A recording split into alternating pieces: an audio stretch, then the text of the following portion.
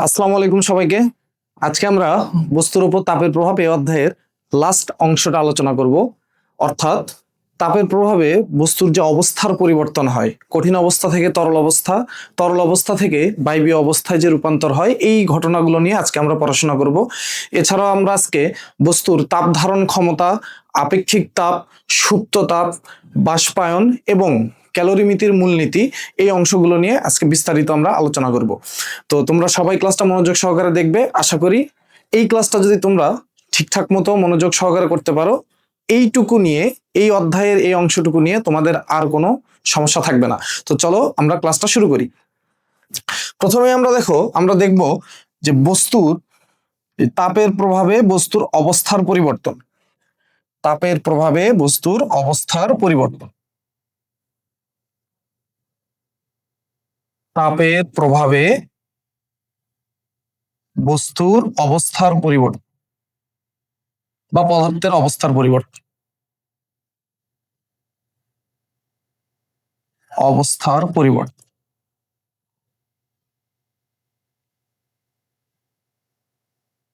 দেখো, আমরা জানি কোনো একটা বস্তুকে যদি তাপ দেওয়া হয় তাহলে তার তাপমাত্রা বৃদ্ধি পায়। তাপমাত্রা বৃদ্ধি পাওয়ার সাথে সাথে বস্তুটা প্রসারিত হয় দৈর্ঘ্য বরাবর, প্রস্থ বরাবর, উচ্চতা বরাবর, মানে ক্ষেত্রফল বৃদ্ধি ঘটে, আয়তন বৃদ্ধি ঘটে। তো এই অংশগুলো নিয়ে আমরা কিন্তু পড়াশোনা করে আসছি। আজকে আমরা দেখব তাপের প্রভাবে বস্তুর যে অবস্থার পরিবর্তন হয়, কঠিন অবস্থা থেকে তরল অবস্থা, তরল অবস্থা থেকে বায়বীয় অবস্থা, এই যে অবস্থার যে পরিবর্তনগুলো হয়, এই অবস্থার পরিবর্তনগুলো কিভাবে হয় এবং এই অবস্থার পরিবর্তন করার ক্ষেত্রে বিভিন্ন অংশে যে তাপগুলো, কতটুকু তাপ লাগে, এগুলো আমরা পরিমাপ করা শিখব। তো দেখো, বস্তু, এই যে আমাদের একটা কঠিন পদার্থ আছে, আমরা প্রথমে মনে করি যে এই হচ্ছে আমাদের একটা কঠিন পদার্থ, সলিড। ঠিক আছে, এটা হচ্ছে আমাদের একটা কঠিন পদার্থ। তো এই কঠিন পদার্থকে যদি আমরা তাপ দেই, কঠিন পদার্থকে তাপ দিলে কি ঘটনা ঘটবে এখানে? তাহলে একে যদি আমরা দেখো তাপ দেই, এই কঠিন বস্তু বা কঠিন পদার্থ যদি তাপ গ্রহণ করে, তাহলে আমরা এই বস্তুটাকে তাপ সরবরাহ করতেছি, এই কঠিন বস্তু কি করতেছে? তাপ গ্রহণ করতেছে। তো তাপ গ্রহণ করলে যে ঘটনাটা ঘটে, তাপমাত্রা বৃদ্ধি পাবে। তাপ গ্রহণ করলে এই বস্তুটা কি হবে? তাপমাত্রা বৃদ্ধি পাবে। তাহলে তাপমাত্রা বৃদ্ধি পাবে। তো তাপমাত্রা বৃদ্ধি পেয়ে একটা নির্দিষ্ট তাপমাত্রায় গিয়ে তাপমাত্রাটা কিন্তু আর বাড়বে না, একটা নির্দিষ্ট তাপমাত্রায় গিয়ে পৌঁছাবে। তাপমাত্রা বৃদ্ধি পেতে থাকবে, আমরা যত তাপ দিব তাপমাত্রা এই যে বৃদ্ধি পেয়ে পেয়ে একটা নির্দিষ্ট তাপমাত্রায় গিয়ে পৌঁছাবে, একটা নির্দিষ্ট তাপমাত্রা গিয়ে পৌঁছাবে। তো সেই নির্দিষ্ট তাপমাত্রাটা কোনটা? সেই নির্দিষ্ট তাপমাত্রাটা হচ্ছে এই যে কঠিন পদার্থ, এই কঠিন পদার্থের যে গলনাঙ্ক, অর্থাৎ যে তাপমাত্রায় এই কঠিন পদার্থটা গলতে শুরু করবে, তরল হওয়া শুরু করবে, সেই নির্দিষ্ট তাপমাত্রায় গিয়ে পৌঁছাবে। তাহলে আমরা কি বললাম? আমরা একটা প্রথমে কঠিন পদার্থ নিলাম, এটা যে কোনো কঠিন পদার্থ হতে পারে। আমরা একটা কঠিন পদার্থ নিলাম, এই কঠিন পদার্থকে আমরা তাপ সরবরাহ করা শুরু করলাম, অর্থাৎ এই কঠিন পদার্থটা তাপ গ্রহণ করতেছে। তো তাপ গ্রহণ করলে কি হয়? এই বস্তুটার তাপমাত্রা বৃদ্ধি পেতে শুরু করবে। তাহলে তাপমাত্রা বৃদ্ধি পেতে একটা নির্দিষ্ট তাপমাত্রায় গিয়ে এই কঠিন পদার্থের তাপমাত্রাটা পৌঁছাবে। সেই নির্দিষ্ট তাপমাত্রা কোনটা? এই পদার্থের গলনাঙ্ক। তাহলে গলনাঙ্কে পৌঁছাইলো। তো দেখো, এখন যদি আমি তাপ দেওয়া বন্ধ করে দিই, আর এই কঠিন পদার্থকে আমি তাপ দিচ্ছি না, তাপ দেওয়া বন্ধ করে দিলাম, তাহলে তাপ দেওয়া বন্ধ করে দিলে কঠিন পদার্থটা এই গলনাঙ্ক, তার যে গলনাঙ্ক, প্রত্যেকটা পদার্থের একটা নির্দিষ্ট গলনাঙ্ক আছে, তার যে গলনাঙ্ক, সেই গলনাঙ্কে কিন্তু স্থির থাকবে। ঠিক আছে, এই অবস্থায় থাকবে। এখন তুমি যদি আরো তাপ দাও, এই কঠিন পদার্থকে কি করলা? যে আরো তাপ দিলা, আরো তাপ সরবরাহ করলা, তাহলে এবার সে কি করবে? তাপ গ্রহণ করবে, তাপ গ্রহণ করতেছে, কিন্তু এখন আর তাপমাত্রা তার বাড়বে না। সে যখনই এই যে নির্দিষ্ট ওই তাপমাত্রাটাই পৌঁছাবে, তার গলনাঙ্কে পৌঁছাবে, তখন তুমি তাপ দিলে তার তাপমাত্রা আর বাড়বে না। তাপমাত্রা না বেড়ে কি হবে? এই কঠিন পদার্থটা এবার গলতে শুরু করবে, এই কঠিন পদার্থটা এবার কি হবে? গলতে শুরু করবে। ধরো আমরা এই যে এভাবে দেখাইলাম যে কঠিন পদার্থটা এবার গলে যাবে, এই কঠিন পদার্থটা এবার কি হবে? গলতে শুরু করবে। এরকম সম্পূর্ণ কঠিন পদার্থটা গলবে, সম্পূর্ণ কঠিন পদার্থটা গলবে, সম্পূর্ণ কঠিন পদার্থ ধরো গলে গেল। তাহলে এই যে অবস্থাটা, এই অবস্থাটাকে আমরা বলতেছি এটা হচ্ছে আমাদের তরল অবস্থা। এটা কি? এটা হচ্ছে আমাদের তরল, তরল অবস্থা বা তরল পদার্থ বলতেছি। ঠিক আছে, এখন এই যে দেখো, আমরা যে তাপটা দিলাম, তাপমাত্রা কিন্তু বাড়ে নাই, তাপমাত্রা এখনো সেই গলনাঙ্ক মানে ওই নির্দিষ্ট তাপমাত্রাটাই কিন্তু এখনো আছে, এখনো তাপমাত্রা বাড়ে নাই। তাহলে আমি যে তাপ দিলাম এই তাপটা কই গেল? আমি যে তাপটা দিলাম এই তাপটা এই যে কঠিন পদার্থের অণুগুলোর মধ্যে যে আন্তঃআণবিক বল ছিল, আন্তঃআণবিক যে বল ছিল সে আন্তঃআণবিক বলটাকে দুর্বল করার কাজে ব্যয় হয়েছে। দেখো কঠিন পদার্থের অণুগুলোর মধ্যে অনেক শক্তিশালী আন্তঃআণবিক বল থাকে, ঠিক আছে, এদের মধ্যে অনেক শক্তিশালী একটা বল থাকে, অণুগুলো কিন্তু পরস্পরের সাথে দৃঢ়ভাবে আবদ্ধ থাকে এবং নিজের অবস্থায় খুবই কম কম্পন থাকে। এখন আমি যে তাপটা দিলাম তাপমাত্রা কিন্তু বৃদ্ধি পাইলো না, এই নির্দিষ্ট তাপমাত্রায় আসার পরে কিন্তু এই ঘটনা ঘটতেছে, তার আগে কিন্তু তাপমাত্রা বৃদ্ধি পাইছে। এবার তাপমাত্রা বৃদ্ধি না পেয়ে কি হইলো, এই তাপটা ওই কঠিন পদার্থের অণুগুলোর মধ্যে যে আন্তঃআণবিক বল ছিল সেই আন্তঃআণবিক বলটাকে দুর্বল করে দেয়। আন্তঃআণবিক বলটাকে দুর্বল করে দেওয়ার কারণে এই যে কঠিন পদার্থের অণুগুলো এখন কিন্তু পরস্পরের থেকে একটু দূরে সরে যাবে এবং তারা চলাচল করা শুরু করবে। আন্তঃআণবিক বল দুর্বল হয়ে গেছে, এখন কঠিন পদার্থের অণুগুলো কিন্তু চলাচল করতে পারবে এবং তারা পরস্পর থেকে দূরে সরে যাবে। এই অবস্থাটাকে আমরা কি বলতেছি? তরল অবস্থা। এখন তুমি এই অবস্থায় যদি তাপ দেওয়া বন্ধ করে দাও তাহলে এই অবস্থায় থেকে যাবে, কিন্তু তুমি যদি আরো তাপ সরবরাহ করো, তুমি যদি আরো তাপ সরবরাহ করো এবার কি হবে, এই যে তরল পদার্থটা, তরল যে বস্তুটা আছে এই বস্তুটা এবার তাপমাত্রা বাড়া শুরু করবে, এই বস্তুটার এবার তাপমাত্রা বৃদ্ধি পাবে। তাহলে গলনাঙ্কে ছিল, এখন তাপমাত্রা বাড়বে বাড়বে বাড়বে। তো তাপমাত্রা বৃদ্ধি পেতে পেতে এইটা এমন একটা অবস্থায় গিয়ে পৌঁছাবে, দেখো তাপমাত্রা বৃদ্ধি পেতে পেতে এটা এমন একটা অবস্থায় গিয়ে পৌঁছাবে, একটা নির্দিষ্ট তাপমাত্রায় গিয়ে পৌঁছাবে। তো সেই তাপমাত্রাটা হচ্ছে এই পদার্থের স্ফুটনাঙ্ক। সেই তাপমাত্রাটা কি? এই পদার্থের স্ফুটনাঙ্ক, এই পদার্থের স্ফুটনাঙ্ক। তাহলে এই যে তরল পদার্থকে আমি এবার তাপ দিচ্ছি, তাহলে তাপ দিলাম, তাপমাত্রা বাড়বে, এই তাপমাত্রা গলনাঙ্ক থেকে বাড়া শুরু করলো 1 ডিগ্রি 2 ডিগ্রি এভাবে বাড়তে থাকবে, ঠিক আছে, গলনাঙ্ক যাই থাক না কেন সেখান থেকে তাপমাত্রা বৃদ্ধি পাওয়া শুরু হবে। এবার তাপমাত্রা বাড়তে বাড়তে বাড়তে বাড়তে বাড়তে বাড়তে একটা নির্দিষ্ট তাপমাত্রায় গিয়ে পৌঁছাবে। সেই নির্দিষ্ট তাপমাত্রা কোনটা? এই তরল পদার্থের স্ফুটনাঙ্ক, অর্থাৎ যে তাপমাত্রায় এই তরল পদার্থটা বাষ্পে পরিণত হবে, যে তাপমাত্রায় এই তরল পদার্থটা বাষ্পে পরিণত হবে সেই নির্দিষ্ট তাপমাত্রায় গিয়ে পৌঁছাবে। আচ্ছা, সেই নির্দিষ্ট তাপমাত্রায় গিয়ে পৌঁছাইলো, এখন তুমি যদি তাপ দেওয়া বন্ধ করো ওকে, তাহলে এই নির্দিষ্ট তাপমাত্রা সে থেকে যাবে। কিন্তু তুমি যদি এর পরেও এই তরল পদার্থটাকে তাপ দাও, এরপরেও এই তরল পদার্থটাকে আরো তাপ দিচ্ছ, তাহলে এই তরল পদার্থটাকে আরো তাপ দিলে যেহেতু সে এখন সেই নির্দিষ্ট তাপমাত্রায় আছে, তার স্ফুটনাঙ্কে আছে, এবার এই তরল পদার্থটা কিন্তু বাষ্পে পরিণত হওয়া শুরু হবে। তাহলে তরল পদার্থটা বাষ্পে পরিণত হওয়া শুরু হলো। তো সম্পূর্ণ তরল পদার্থ বাষ্পে, যে ধরো আমি অণুগুলোকে একটু দূরে দূরে পাঠিয়ে দিলাম, এটাকে বাষ্প বলতেছি আমরা বোঝার জন্য। ধরো এটা হচ্ছে আমাদের এই যে বাষ্প, এটা হচ্ছে বাষ্পীয় অবস্থা, তাহলে এটা হচ্ছে আমাদের বায়বীয় অবস্থা, আমরা বললাম বায়বীয় অবস্থা, ঠিক আছে। আচ্ছা, তাহলে এই যে সম্পূর্ণ তরলটা বায়বীয় অবস্থায় বাষ্পে পরিণত হওয়ার আগ পর্যন্ত এই যে তার তাপমাত্রা কিন্তু আর বাড়বে না, তাপমাত্রা কিন্তু এখনো সেই স্ফুটনাঙ্কেই আছে, তাপমাত্রা কিন্তু বাড়ে নাই। তাহলে আমি যে তাপ দিলাম এই তাপটা কই গেল? আমি যে তাপ দিলাম এই তাপটা কি করলো, এই যে তরল পদার্থের মধ্যে আন্তঃআণবিক যে আকর্ষণ বল, আন্তঃআণবিক যে বলটা আছে দুর্বল অবস্থায় আছে, অবশ্যই কঠিন অবস্থার থেকে এখানে আন্তঃআণবিক বলটা দুর্বল। তো এই দুর্বল বলটাকে সে কি করে ফেলবে? অতিক্রম করে ফেলবে। আমি যে তাপটা দিছি এই তাপটা সেই দুর্বল বলটাকে অতিক্রম করে ফেলবে, তাহলে এদের মধ্যে কিন্তু আর সেই আন্তঃআণবিক বলটা নাই। এই যে আমি যে তাপটা দিলাম সেই তাপটা কিন্তু এই আন্তঃআণবিক বলকে ওভারকাম করে ফেলছে, আন্তঃআণবিক বন্ধন যেটা ছিল সেটাকেই কিন্তু একদম ভেঙে ফেলা হয়েছে। ফলে এই অণুগুলো এখন মুক্ত, স্বাধীনভাবে তারা চলাচল করতে পারে, গ্যাসের অণুগুলো স্বাধীনভাবে কিন্তু যে কোনো জায়গায় চলে যেতে পারে। তাহলে দেখো এই জন্য তাপমাত্রা কিন্তু বৃদ্ধি পায় নাই। এখন তুমি যদি একটা কাজ করো যে আরো তাপ দিব, আমি আরো তাপ দিলাম, আমি যদি আরো তাপ দিই তাহলে কি হবে? এই যে বায়বীয় যে অবস্থাটা আছে এখন এই পদার্থের, এই বায়বীয় অবস্থাটার, এই বায়বীয় বস্তু বা বায়বীয় পদার্থের এর তাপমাত্রা কিন্তু এখন বাড়া শুরু হবে। তো এর তাপমাত্রা বাড়তেছে বাড়তেছে বাড়তেছে, তাহলে বায়বীয় পদার্থের ধরো তাপমাত্রা বাড়বে বাড়বে বাড়বে, তুমি তাপ দিয়েই যাচ্ছ তাপ দিয়েই যাচ্ছ তাপ দিয়ে যাচ্ছ। যদি অত্যাধিক উচ্চ তাপমাত্রায় তুমি যাও, অত্যাধিক উচ্চ তাপমাত্রায় যদি যাও, ঠিক আছে, অনেক বেশি তাপমাত্রা, অত্যাধিক উচ্চ তাপমাত্রায় যদি যাও, তাহলে এই যে বায়বীয় অবস্থায় যে অণুগুলো ছিল এই অণুগুলো কিন্তু তখন আয়নিত হওয়া শুরু করবে, অর্থাৎ এই অণুগুলো থেকে, ঠিক আছে, ইলেকট্রন মুক্ত হওয়া শুরু হবে। এখানে যে অণুতে যে পরমাণুগুলো আছে এই পরমাণুগুলো থেকে কি হবে, ইলেকট্রন মুক্ত হওয়া শুরু হবে। তাহলে ইলেকট্রন যখন মুক্ত হওয়া শুরু হবে, ইলেকট্রন ঋণাত্মক চার্জ, আর এদের থেকে ইলেকট্রন বের হয়ে যাচ্ছে, তার মানে এরা তখন কি হয়ে যাবে, ধনাত্মক চার্জ, মানে পুরো একটা আয়নিত অবস্থা তৈরি হবে এখানে, আয়নিত অবস্থা। ঠিক আছে, এই যে গ্যাসের আয়নিত অবস্থা তৈরি হবে এখানে। তাহলে গ্যাসের অত্যাধিক উচ্চ তাপমাত্রা, এটা কিন্তু নর্মাল কোনো তাপমাত্রায় না, অত্যাধিক উচ্চ তাপমাত্রায় যখন আমরা যাব, এই যে বায়বীয় পদার্থ এটা কিন্তু একটা আয়নিত অবস্থায় চলে যাবে। গ্যাসের এই আয়নিত অবস্থাটার নাম হচ্ছে প্লাজমা।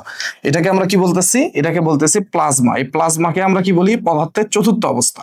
প্লাজমাকে আমরা বলি পদার্থের চতুর্থ অবস্থা, পদার্থের চতুর্থ অবস্থা। ঠিক আছে, এই গ্যাসের আয়নিত অবস্থা এটাকে আমরা বলতেছি পদার্থের চতুর্থ অবস্থা। তাহলে এইটা কিন্তু আমাদের অত্যাধিক উচ্চ তাপমাত্রা।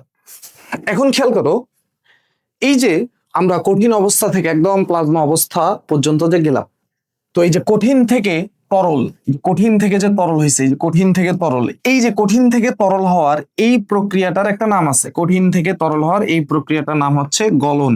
এই প্রক্রিয়াটাকে আমরা কি বলি, এটাকে বলি গলন। আর তরল থেকে বাষ্প বা তরল থেকে বায়বীয় পদার্থে পরিণত হওয়ার এই যে প্রক্রিয়াটা, এই প্রক্রিয়াটার নাম হচ্ছে স্ফুটন বা বাষ্পীভবন। স্ফুটন বা এটাকে আমরা কি বলতেছি, বা বাষ্পীভবন, স্ফুটন বা বাষ্পীভবন, বাষ্পীভবন।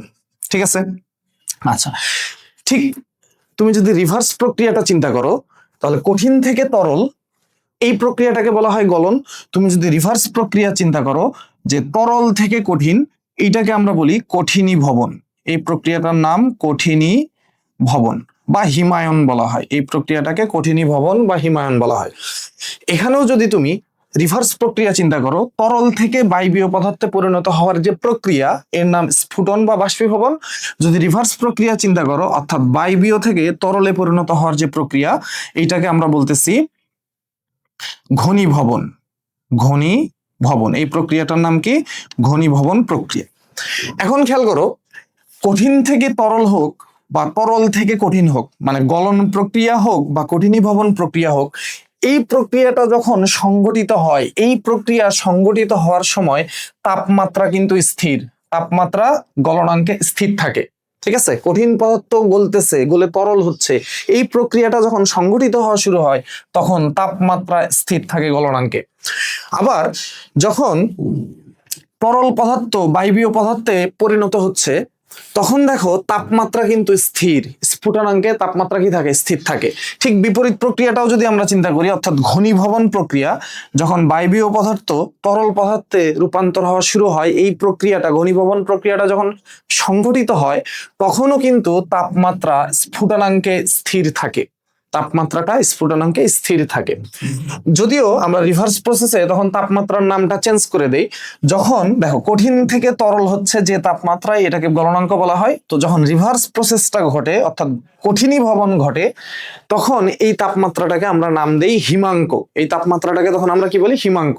কিন্তু সাধারণত মানে চাপ যদি একই থাকে, কঠিন থেকে তরল হওয়ার সময় যে চাপ, তরল হওয়ার সময় থেকে কঠিন থেকে তরল হওয়ার সময় যে চাপ, তরল থেকে আবার কঠিন হওয়ার সময় ওই একই চাপ আছে, তাহলে এই গলনাঙ্ক আর হিমাঙ্কও কিন্তু সেম হয়, গলনাঙ্ক এবং হিমাঙ্কও একই হবে।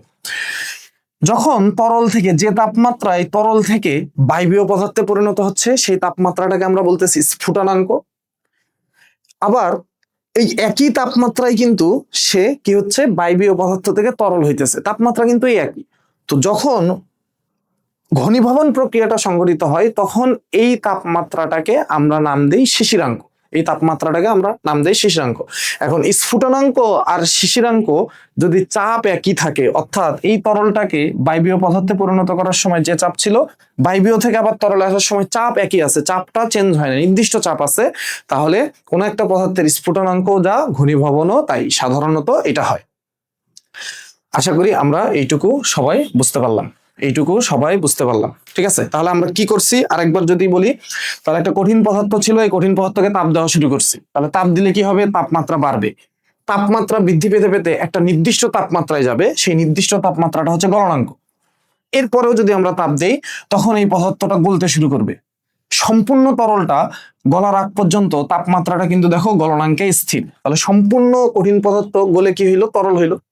তাহলে আমি যে তাপটা দিলাম এই তাপটা কি করলো, এই কঠিন পদার্থের মধ্যে যে আন্তঃআণবিক বল আছে এই বলটাকে দুর্বল করার কাজে ব্যবহার হয়েছে। এরপর সম্পূর্ণ পদার্থটা যখন তরল হয়ে গেল তখন আমি যদি আরো তাপ দিই, এবার তরলের তাপমাত্রা বাড়তে থাকবে, তরলের তাপমাত্রা বাড়তে বাড়তে বাড়তে বাড়তে একটা নির্দিষ্ট তাপমাত্রা গিয়ে পৌঁছাবে, যে নির্দিষ্ট তাপমাত্রাটার নাম কি, ওই পদার্থের স্ফুটনাঙ্ক। এবার এই পদার্থের স্ফুটনাঙ্কে এসে পৌঁছাইলো, এরপরেও তুমি যদি তাপ দাও তাহলে কি হবে, এবার এই পদার্থটা বাষ্পে পরিণত হওয়া শুরু হবে, বায়বীয় পদার্থে পরিণত হওয়া শুরু হবে, বায়বীয় অবস্থায় রূপান্তর হওয়া শুরু হবে। তো তুমি তাপ দিতেছো, সম্পূর্ণ পদার্থটা বাষ্পে পরিণত হওয়া পর্যন্ত তাপমাত্রা কিন্তু স্থির, তাপমাত্রা স্থির আছে, ঠিক আছে। তো তোমার তাপ কি করতেছে, ওদের মধ্যে যে আন্তঃআণবিক যে দুর্বল বলটা ছিল তো একটা বল, সেই বলটাকে ওভারকাম করে দিচ্ছে এই যে তাপটা, তুমি যে শক্তিটা এখানে ব্যবহার করতেছো। এরপরে এই যে সম্পূর্ণ পদার্থটা বাষ্পে পরিণত হলো, বায়বীয় অবস্থায় চলে গেল, এবার তুমি কি করলে, আরো তাপ দিলা।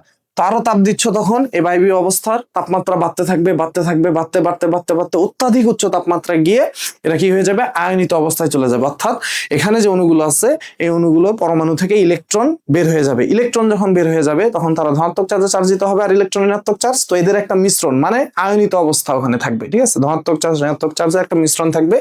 এই যে আয়নিত অবস্থা, গ্যাসের আয়নিত অবস্থা, এটাকে আমরা বলতেছি প্লাজমা। প্লাজমাকেই বলা হয় পদার্থের চতুর্থ অবস্থা। আশা করি তোমরা এইটুকু সবাই ক্লিয়ার হয়েছে। আচ্ছা, এবার দেখো, তাহলে তোমাকে যদি জিজ্ঞেস করা হয় গলন, গলন গলন বলতে আসলে আমরা কি বুঝি, তাহলে গলন হচ্ছে এই যে কঠিন থেকে তরলে পরিণত হওয়ার একটা প্রক্রিয়া। কঠিন থেকে কঠিন পদার্থ তরলে পরিণত হওয়ার প্রক্রিয়া, তরলে পরিণত হওয়ার প্রক্রিয়া, ঠিক আছে। তো এই প্রক্রিয়াটা যখন সংঘটিত হয় তখন তাপমাত্রা কি থাকে, স্থির থাকে, ঠিক আছে। এই প্রক্রিয়াটা আমরা যখন বলতে পারি এই প্রক্রিয়া সংঘটিত হলে, সংঘটিত হওয়ার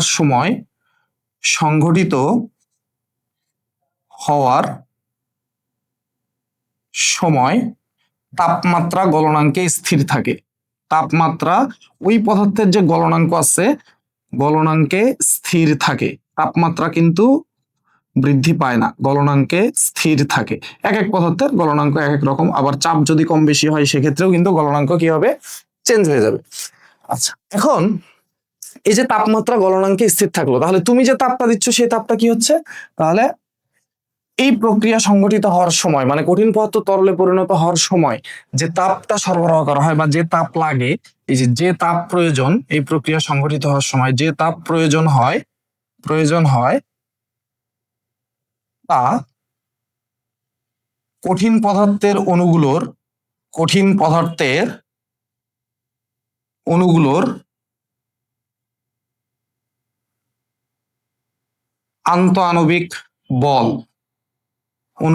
আন্তঃআণবিক বল,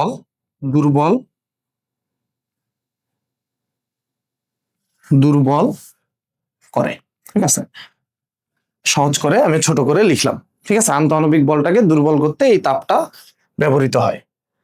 আচ্ছা, এবার তোমাকে যদি বলা হয় তাহলে এই যে গলনাঙ্কটা কি, তোমাকে আমি বললাম তাহলে গলনাঙ্ক, এই গলনাঙ্কটা কি, গলনাঙ্ক হচ্ছে একটা নির্দিষ্ট তাপমাত্রা, গলনাঙ্ক একটা নির্দিষ্ট তাপমাত্রা, যে তাপমাত্রায় কি হচ্ছে, কঠিন পদার্থ তরলে পরিণত হচ্ছে, যে তাপমাত্রায় কঠিন পদার্থটা তরলে পরিণত হচ্ছে। তবে চাপ, নির্দিষ্ট একটা চাপে, কারণ চাপ চেঞ্জ হয়ে গেলে পদার্থের গলনাঙ্ক কিন্তু চেঞ্জ হয়ে যায়, চাপ চেঞ্জ হয়ে গেলে পদার্থের গলনাঙ্কও চেঞ্জ হয়ে যায়। তাহলে আমরা বলতে পারি এই যে নির্দিষ্ট চাপে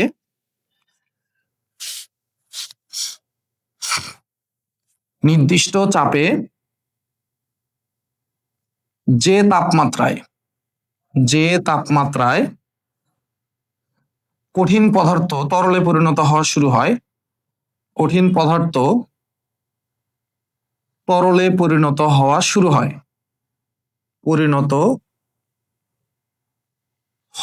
শুরু হয় এবং আরেকটা কথা কিন্তু আমরা বলতে পারি শুরু হয়, সম্পূর্ণ কঠিন পদার্থ তরলে পরিণত হওয়ার আগ পর্যন্ত তাপমাত্রাটা কিন্তু স্থির থাকে এবং সম্পূর্ণ কঠিন পদার্থ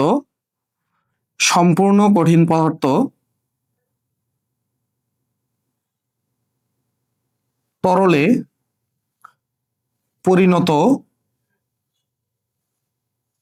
হওয়া পর্যন্ত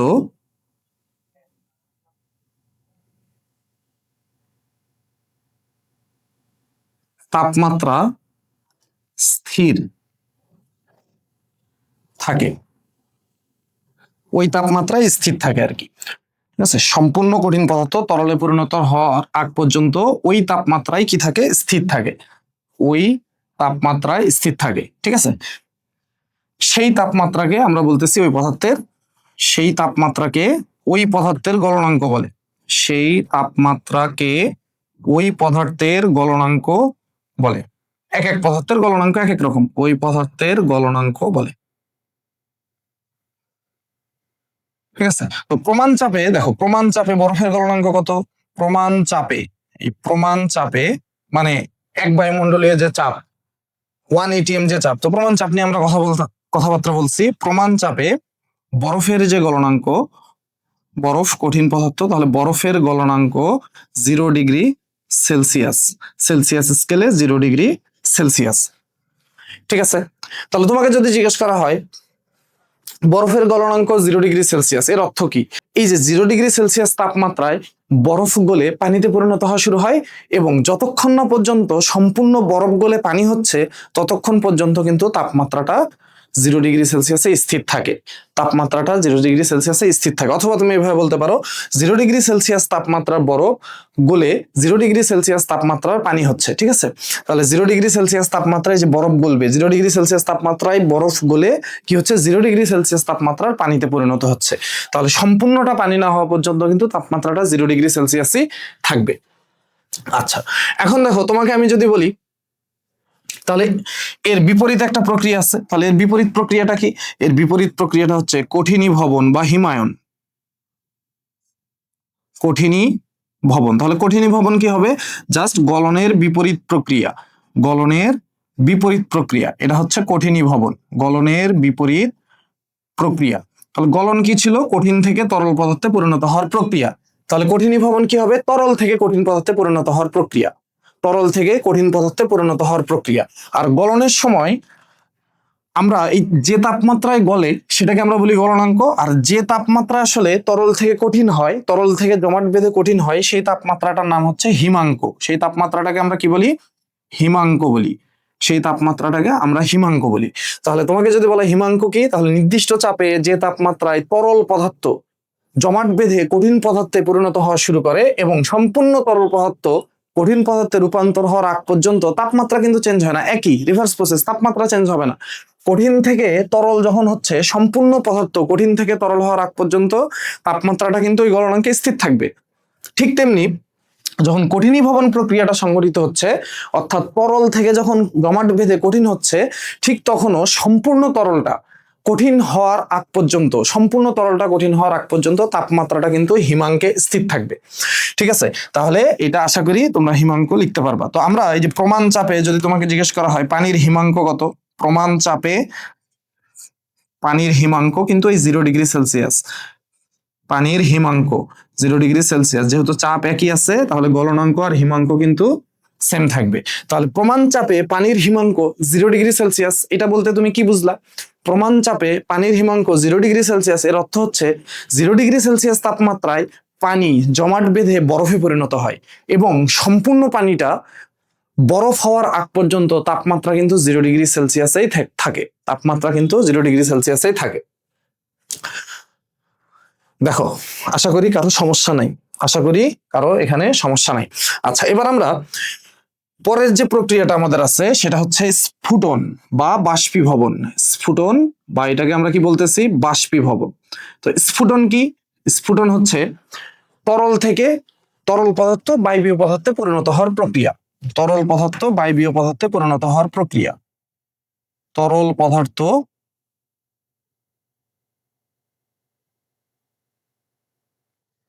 বায়বীয় পদার্থে পরিণত হওয়ার প্রক্রিয়া,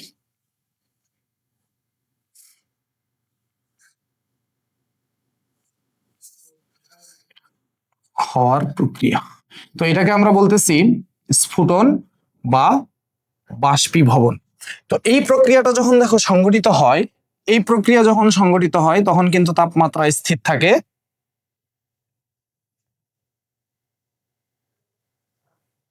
প্রক্রিয়া যখন সংঘটিত হয়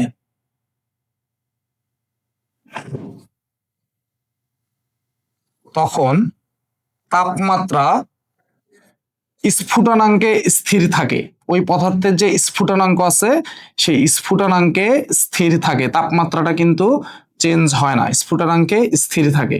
সম্পূর্ণ তরল পদার্থ বায়বীয় অবস্থায় রূপান্তর হওয়ার আগ পর্যন্ত, ঠিক আছে, সম্পূর্ণ তরল পদার্থ বায়বীয় অবস্থা যতক্ষণ পর্যন্ত হয় নাই ততক্ষণ কিন্তু তাপমাত্রাটা ওই স্ফুটনাঙ্কে স্থির থাকে। এরপরে যদি আরো তাপ দাও সেই তাপটা কিন্তু আবার ওই বায়বীয় পদার্থের তাপমাত্রা বাড়ায়। তো আমরা এখানে লিখতে পারি, তো এই সময় আমরা যে তাপ দেই, এই যে তাপ দেওয়া হয় সেই তাপটা কি করে, যে তাপ দেওয়া হয় এই সময়ে যে তাপ দেওয়া হয়, মানে এই প্রক্রিয়াটা সংঘটিত হওয়ার সময় যে তাপ দেওয়া হয় সেই তাপ তরল পদার্থের অণুগুলোর মধ্যকার আন্তঃআণবিক বলকে অতিক্রম করে। অণুগুলোর মধ্যকার আন্তঃআণবিক যে বলটা থাকে, দুর্বল বল থাকে কঠিনের তুলনায়, এই আন্তঃআণবিক বলকে অতিক্রম করে। এই তাপটা এই আন্তঃআণবিক বলকে অতিক্রম করতে সাহায্য করে বা অতিক্রম করতে ব্যবহার হয়। ঠিক আছে, এই জন্য তাপমাত্রা বাড়ায় না। আচ্ছা, এবার তোমাকে যদি বলা হয় তাহলে স্ফুটনাঙ্কটা কি? স্ফুটনাঙ্ক তাহলে স্ফুটনাঙ্কটা হচ্ছে তাপমাত্রা, যে তাপমাত্রায় কি হইতেছে, তরল পদার্থ বায়বীয় পদার্থে পরিণত হইতেছে। তাহলে অবশ্যই চাপটা স্থির থাকা লাগবে। চাপ যদি স্থির না থাকে তাহলে স্ফুটনাঙ্ক তো চেঞ্জ হবে। তাহলে চাপ স্থির, আমরা বলতে পারি যে নির্দিষ্ট চাপে যে তাপমাত্রায়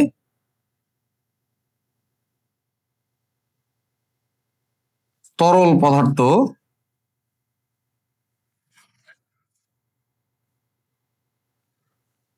বায়বীয় পদার্থে পরিণত হয় এবং সম্পূর্ণ তরল পদার্থ বায়বীয় পদার্থ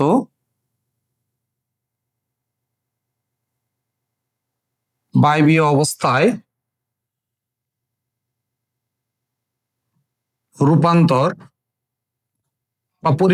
রূপান্তর না হওয়া পর্যন্ত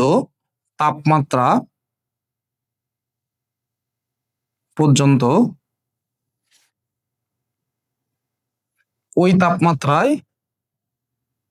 তাপমাত্রায় স্থির থাকে, তাপমাত্রাটা সেখানেই স্থির থাকে। সেই তাপমাত্রাকে আমরা কি বলতেছি? সেই তাপমাত্রাকে ওই তরল পদার্থের বা ওই পদার্থের স্ফুটনাঙ্ক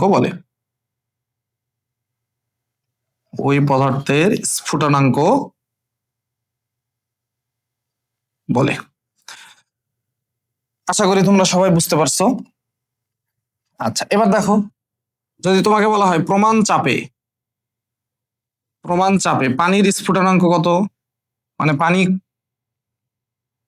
কোন তাপমাত্রায় বাষ্পে পরিণত হওয়া শুরু করে, পানির স্ফুটনাঙ্ক আমরা আশা করি এটা সবাই জানি, 100°C তাপমাত্রায় পানি বাষ্পে পরিণত হওয়া শুরু হয়। আচ্ছা, ঠিক এর একটা রিভার্স প্রক্রিয়া আছে। তো রিভার্স প্রক্রিয়াটার নাম কি? ঘনীভবন। রিভার্স প্রক্রিয়াটাকে আমরা কি বলি? ঘনীভবন। ঠিক আছে, তো ঘনীভবন কি? ঠিক এর উল্টা প্রসেস। তাহলে স্ফুটন বা বাষ্পীভবন, স্ফুটনের বিপরীত প্রক্রিয়া, অর্থাৎ বাষ্প বা বায়বীয় পদার্থ তরল অবস্থায় পরিণত হওয়ার প্রক্রিয়া। তো এখানেও তাই, এই প্রক্রিয়া যখন সংঘটিত হয় তাপমাত্রাটা কিন্তু স্থির থাকে, এবং যে তাপটা দেখো এখানে কিন্তু, আচ্ছা এখানে একটা কথা দেখো আমরা মিস করে গেছি, যখন বিপরীত প্রক্রিয়াটা সংঘটিত হবে তখন কিন্তু তাপ এখান থেকে বের করে নিতে হবে। অর্থাৎ যখন তরল থেকে বায়বীয় হচ্ছে, তুমি তাপ দিচ্ছ, তাহলে যখন বায়বীয় থেকে তরল হবে তখন কিন্তু তাপ তোমাকে বের করে নিতে হবে, তাপ অপসারণ করতে হবে, তাহলে তখন বিপরীত প্রক্রিয়াটা কিন্তু সংঘটিত হবে। ঠিক আছে, তাহলে বিপরীত প্রক্রিয়াটা যখন সংঘটিত হয় তখন কিন্তু তাপ দেওয়া হয় না, অর্থাৎ এই যে ধরো কঠিনীভবন যখন ঘটতেছে, যখন ঘনীভবন ঘটতেছে, বিপরীত প্রক্রিয়া যখন ঘটতেছে, তখন কিন্তু তাপ অপসারণ করে নেওয়া হয়, তাপ ওই পদার্থ থেকে বের করে নেওয়া হয়। তাহলে তাপ বের করে নিলে কি হয়, তখন আবার বায়বীয় থেকে তরল বা তরল থেকে আবার কি হচ্ছে, কঠিন হয়ে যাচ্ছে। তাহলে ঘনীভবন হচ্ছে স্ফুটনের বিপরীত প্রক্রিয়া। তো এই প্রক্রিয়ার সময় যখন যে তাপটা আমরা বের করে নিতেছি, সেই তাপটা দেখো, তাপ বের করে নিতেছি মানে অণুগুলোর গতিশক্তি কমে যাচ্ছে, অণুগুলোর ছোটাছুটি কমে যাচ্ছে, অণুগুলো আবার পরস্পরের কাছাকাছি চলে আসতেছে। ঠিক আছে, তাহলে স্ফুটনের হচ্ছে বিপরীত প্রক্রিয়া। আর এই বিপরীত প্রক্রিয়ার সময় যে তাপমাত্রাটাই ওই পদার্থটা স্থির থাকে, সেই তাপমাত্রাটাকে আমরা শিশিরাঙ্ক বলি। সেই তাপমাত্রাটাকে আমরা কি বলি, শিশিরাঙ্ক। শিশিরাঙ্ক, সেই তাপমাত্রাটাকে আমরা বলি হচ্ছে শিশিরাঙ্ক। ঠিক আছে, আচ্ছা, আশা করি এইটুকুতে কারো তোমাদের কোনো সমস্যা নেই, এগুলো খুবই ইজি জিনিস। আচ্ছা, এবার দেখো, আমরা এবার পড়বো তাপ ধারণ ক্ষমতা। বস্তুর তাপ ধারণ ক্ষমতা। তাপ ধারণ ক্ষমতা, এই তাপ ধারণ ক্ষমতাকে আমরা সি দ্বারা প্রকাশ করি। ঠিক আছে, ক্যাপাসিটি, হিট ক্যাপাসিটি, এটাকে আমরা সি দ্বারা প্রকাশ করি। তো তাপ ধারণ ক্ষমতা বলতে আসলে আমরা কি বুঝি, দেখো, কোন একটা বস্তু আছে, এই বস্তুর তাপমাত্রা তুমি 1 কেলভিন বৃদ্ধি করতে চাও, তাহলে বস্তুটাকে তাপ দিতে হবে, যতটুকু তাপ দিতে হয় এটাই হচ্ছে ওই বস্তুর তাপ ধারণ ক্ষমতা। তাহলে এই কোন একটা বস্তু আছে, মনে করো এই হচ্ছে একটা বস্তু, কঠিন হতে পারে, তরল হতে পারে, বায়বীয় হতে পারে, যে কোনো বস্তু হতে পারে। তো এই যে বস্তুটা, এই বস্তুর বা এই পদার্থ, এই বস্তু তুমি তাপ দিচ্ছ, এই বস্তুটাকে তাপ দিচ্ছ, যে তাপ দিলা, তাহলে তাপ দিলে তাপমাত্রা বাড়বে। তাহলে তাপমাত্রা তুমি 1 কেলভিন বৃদ্ধি করতে চাও, তাপমাত্রা বৃদ্ধি, তাপমাত্রা বৃদ্ধি, এটা হচ্ছে 1 কেলভিন। তো তাপমাত্রা বৃদ্ধি কেলভিনেও যা, সেলসিয়াসেও তো তাই, তো 1 কেলভিন মানেই কিন্তু 1 ডিগ্রি সেলসিয়াস। তাহলে তুমি তাপ দিচ্ছ, তাপমাত্রা বৃদ্ধি হচ্ছে 1 কেলভিন। তো যতটুকু তাপ দিলে এই বস্তুটার তাপমাত্রা 1 কেলভিন বৃদ্ধি হবে, সেটাকেই বলা হয় এই বস্তুর তাপ ধারণ ক্ষমতা। এই বস্তুর তাপ ধারণ ক্ষমতা, এক এক বস্তুর কিন্তু তাপ ধারণ ক্ষমতা এক এক রকম, তাই না? তাহলে এই বস্তুর তাপ ধারণ ক্ষমতা, তুমি যদি অন্য আরেকটা বস্তু নাও, তাহলে তাকে বেশি তাপ দিতে হবে, তাকে বেশি তাপ দিতে হবে। যেমন ধরো, তুমি হচ্ছে বরফ নিছো, একটা বরফ খণ্ড, আর একটা লোহার পাত নিছো, তাহলে বরফ খণ্ডের তাপমাত্রা 1 কেলভিন বৃদ্ধি করার জন্য যতটুকু তাপ দিতে হবে, লোহার খণ্ডটাকে, লোহার খণ্ডের তাপমাত্রা বৃদ্ধি করার জন্য কি তোমার একই পরিমাণ তাপ লাগবে? না, আলাদা তাপ লাগবে। ঠিক আছে, তাহলে এই বস্তুর তাপ ধারণ ক্ষমতা, এক এক বস্তুর তাপ ধারণ ক্ষমতা এই জন্য এক এক রকম। ঠিক আছে, তাহলে আমরা এটাকে কি লিখতে পারি, আমরা এটাকে লিখতে পারি এই যে কোনো বস্তুর তাপমাত্রা, কোনো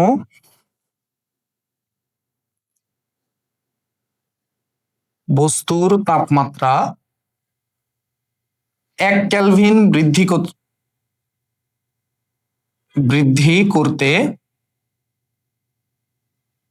যে পরিমাণ তাপের প্রয়োজন হয়, যে পরিমাণ তাপের প্রয়োজন হয়,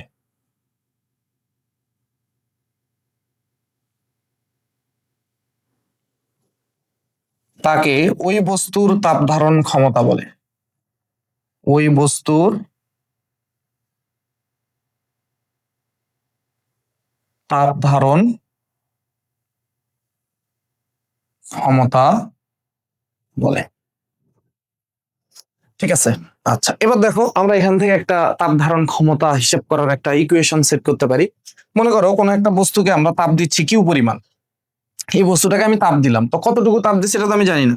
তো কোনো একটা বস্তু আছে আমাদের, এইখানে ধরো, এইখানে আমরা ধরলাম এইখানে একটা আমাদের বস্তু আছে, এই বস্তুকে আমরা কিউ পরিমাণ তাপ দিচ্ছি। তাহলে এটা হচ্ছে আমাদের বস্তুকে কতটুকু তাপ দিচ্ছি, আমরা কিউ পরিমাণ তাপ দিচ্ছি।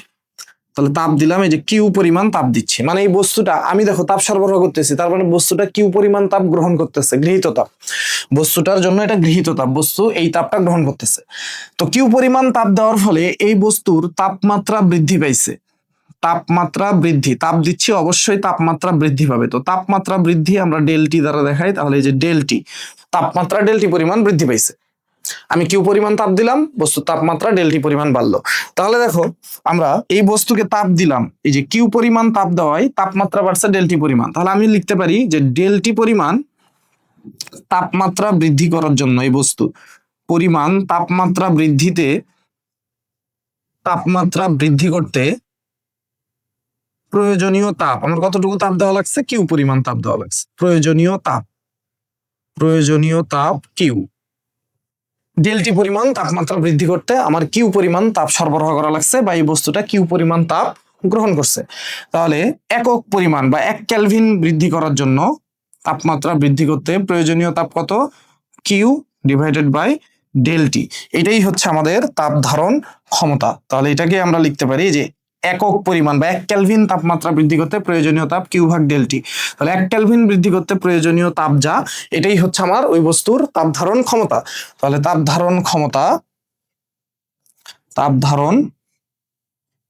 ক্ষমতা is equal to C is equal to আমরা লিখতে পারি C is equal to Q divided by del T. ঠিক আছে, এটা হচ্ছে তাপ ধারণ ক্ষমতা। আমরা যখন হিসাব করব তার সূত্র এটা, কিউ ডিভাইডেড বাই হচ্ছে ডেলটি। আচ্ছা, কিউ কি? কিউ হচ্ছে প্রয়োজনীয় তাপ, গৃহীত তাপ। দেখো, তাপমাত্রা বৃদ্ধি করার জন্য এটা হচ্ছে গৃহীত তাপ। তুমি যদি ঠিক রিভার্স প্রসেসটা চিন্তা করো, অর্থাৎ এই বস্তু থেকে তুমি ধরো এই বস্তু থেকে কিউ পরিমাণ তাপ বের করে নিছো, কিউ পরিমাণ তাপ যদি বের করে নাও তাহলে তাপমাত্রা ডেলটি পরিমাণ কমে যাবে। তাহলে একক পরিমাণ তাপ বের করে নিলে কতটুকু তাপমাত্রা কমে যাবে। ঠিক আছে, তো একই জিনিস। তো এই যে কিউকে আমরা গৃহীত তাপও বলতে পারি, বর্জিত তাপও বলতে পারি। মানে কিউ পরিমাণ তাপ দিলে তাপমাত্রা ডেলটি পরিমাণ বাড়ে। তুমি যদি কিউ পরিমাণ তাপ বের করে নাও তাহলে তাপমাত্রা হ্রাস হবে ডেলটি পরিমাণ। তাহলে ডেলটি পরিমাণ তাপমাত্রা হ্রাস করতে তোমার তাপের প্রয়োজন কিউ, 1 কেলভিন হ্রাস করতে কিউ ভাগ ডেলটি। তাহলে এই কিউ হচ্ছে আমাদের গৃহীত বা বর্জিত তাপ, আর ডেলটি হচ্ছে তাপমাত্রার পার্থক্য হচ্ছে ডেলটি। দেখো, এখান থেকে আমরা তাপ ধারণ ক্ষমতার একক চাইলেই বলতে পারি। তাহলে একক তাপ ধারণ ক্ষমতার একক। তাহলে দেখো তো উপরে কি আছে, উপরে হচ্ছে তাপ। তাপের একক কি? তাপ এক প্রকার শক্তি, আমরা সবাই জানি। তাহলে তাপের একক জুল। নিচে হচ্ছে তাপমাত্রা। তাহলে তাপমাত্রা পার্থক্য মানে তাপমাত্রা, তো তাপমাত্রা আন্তর্জাতিক একক কি? কেলভিন। তাপমাত্রার আন্তর্জাতিক একক হচ্ছে কেলভিন। তাহলে জুল পার কেলভিন। ঠিক আছে, এখন তোমাকে যদি কেউ জিজ্ঞেস করে যে কোনো একটা বস্তু, এই যে কোনো বস্তুর তাপ ধারণ ক্ষমতা, কোনো বস্তুর তাপ ধারণ ক্ষমতা,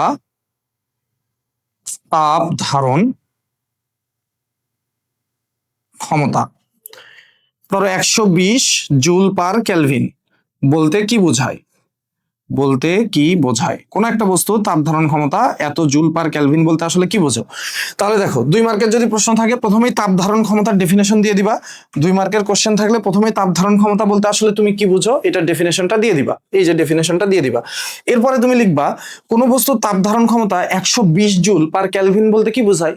ওই বস্তুর তাপমাত্রা 1 কেলভিন বৃদ্ধি করতে তোমার 120 জুল তাপ সরবরাহ করতে হবে। ওই বস্তুটাকে 120 জুল তাপ দিতে হবে, অথবা ওই বস্তুটা 120 জুল তাপ গ্রহণ করতে হবে। যদি ওই বস্তু 120 জুল তাপ গ্রহণ করে তবে তার তাপমাত্রা 1 কেলভিন বৃদ্ধি পাবে। এই জন্যই তার তাপ ধারণ ক্ষমতা 120 জুল। যদি তোমাকে বলা হয় এই কলমটার তাপ ধারণ ক্ষমতা 50 জুল পার কেলভিন, তার মানে কি এই কলমটার তাপমাত্রা 1 কেলভিন বৃদ্ধি করার জন্য একে 50 জুল তাপ গ্রহণ করতে হবে, বা 50 জুল তাপ একে সরবরাহ করতে হবে তোমার, তাহলে তাপমাত্রা 1 কেলভিন বৃদ্ধি পাবে। ঠিক আছে, তাহলে আশা করি আমরা তাপ ধারণ ক্ষমতা সবাই বুঝতে পারলাম। আচ্ছা, এবার আমরা জানতে চাই আপেক্ষিক তাপ। দেখো, কোন একটা বস্তুর তাপমাত্রা 1 কেলভিন বৃদ্ধি করতে যতটুকু তাপ লাগে সেটা হচ্ছে তাপ ধারণ ক্ষমতা। এখন তোমাকে জিজ্ঞেস করা হয়েছে আপেক্ষিক তাপটা কি? আপেক্ষিক তাপ হচ্ছে 1 কেজি ভরের কোন একটা বস্তুর তাপমাত্রা 1 কেলভিন বৃদ্ধি করার জন্য যতটুকু তাপ লাগে, মানে একক ভরের কোন একটা বস্তুর তাপমাত্রা 1 কেলভিন বৃদ্ধি করার জন্য যতটুকু তোমাকে তাপ দিতে হবে। এখানে দেখো, ভরের ব্যাপারটা ছিল না। এই বস্তুর ভর কত তুমি তো জানো না, 2 কেজি হতে পারে, 3 কেজি হতে পারে, 0.5 কেজি হতে পারে। এখন তোমাকে বলছে তাহলে 1 কেজি, এই বস্তুটা যদি 1 কেজি হতো তাহলে কতটুকু তাপ লাগতো? 1 কেজি হলে কতটুকু তোমার তাপ লাগতো? একক ভরের বস্তুর জন্য কতটুকু তাপ লাগে?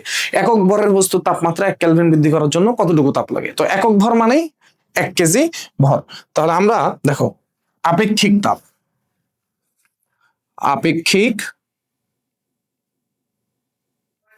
এটাকে আমরা এস দ্বারা প্রকাশ করি। ঠিক আছে, আপেক্ষিক তাপ। তাহলে আমরা কি লিখতে পারি যে একক ভরের কোন বস্তুর বা 1 কেজি ভরের কোন বস্তুর, একক ভরের কোন বস্তুর তাপমাত্রা কোনো বস্তুর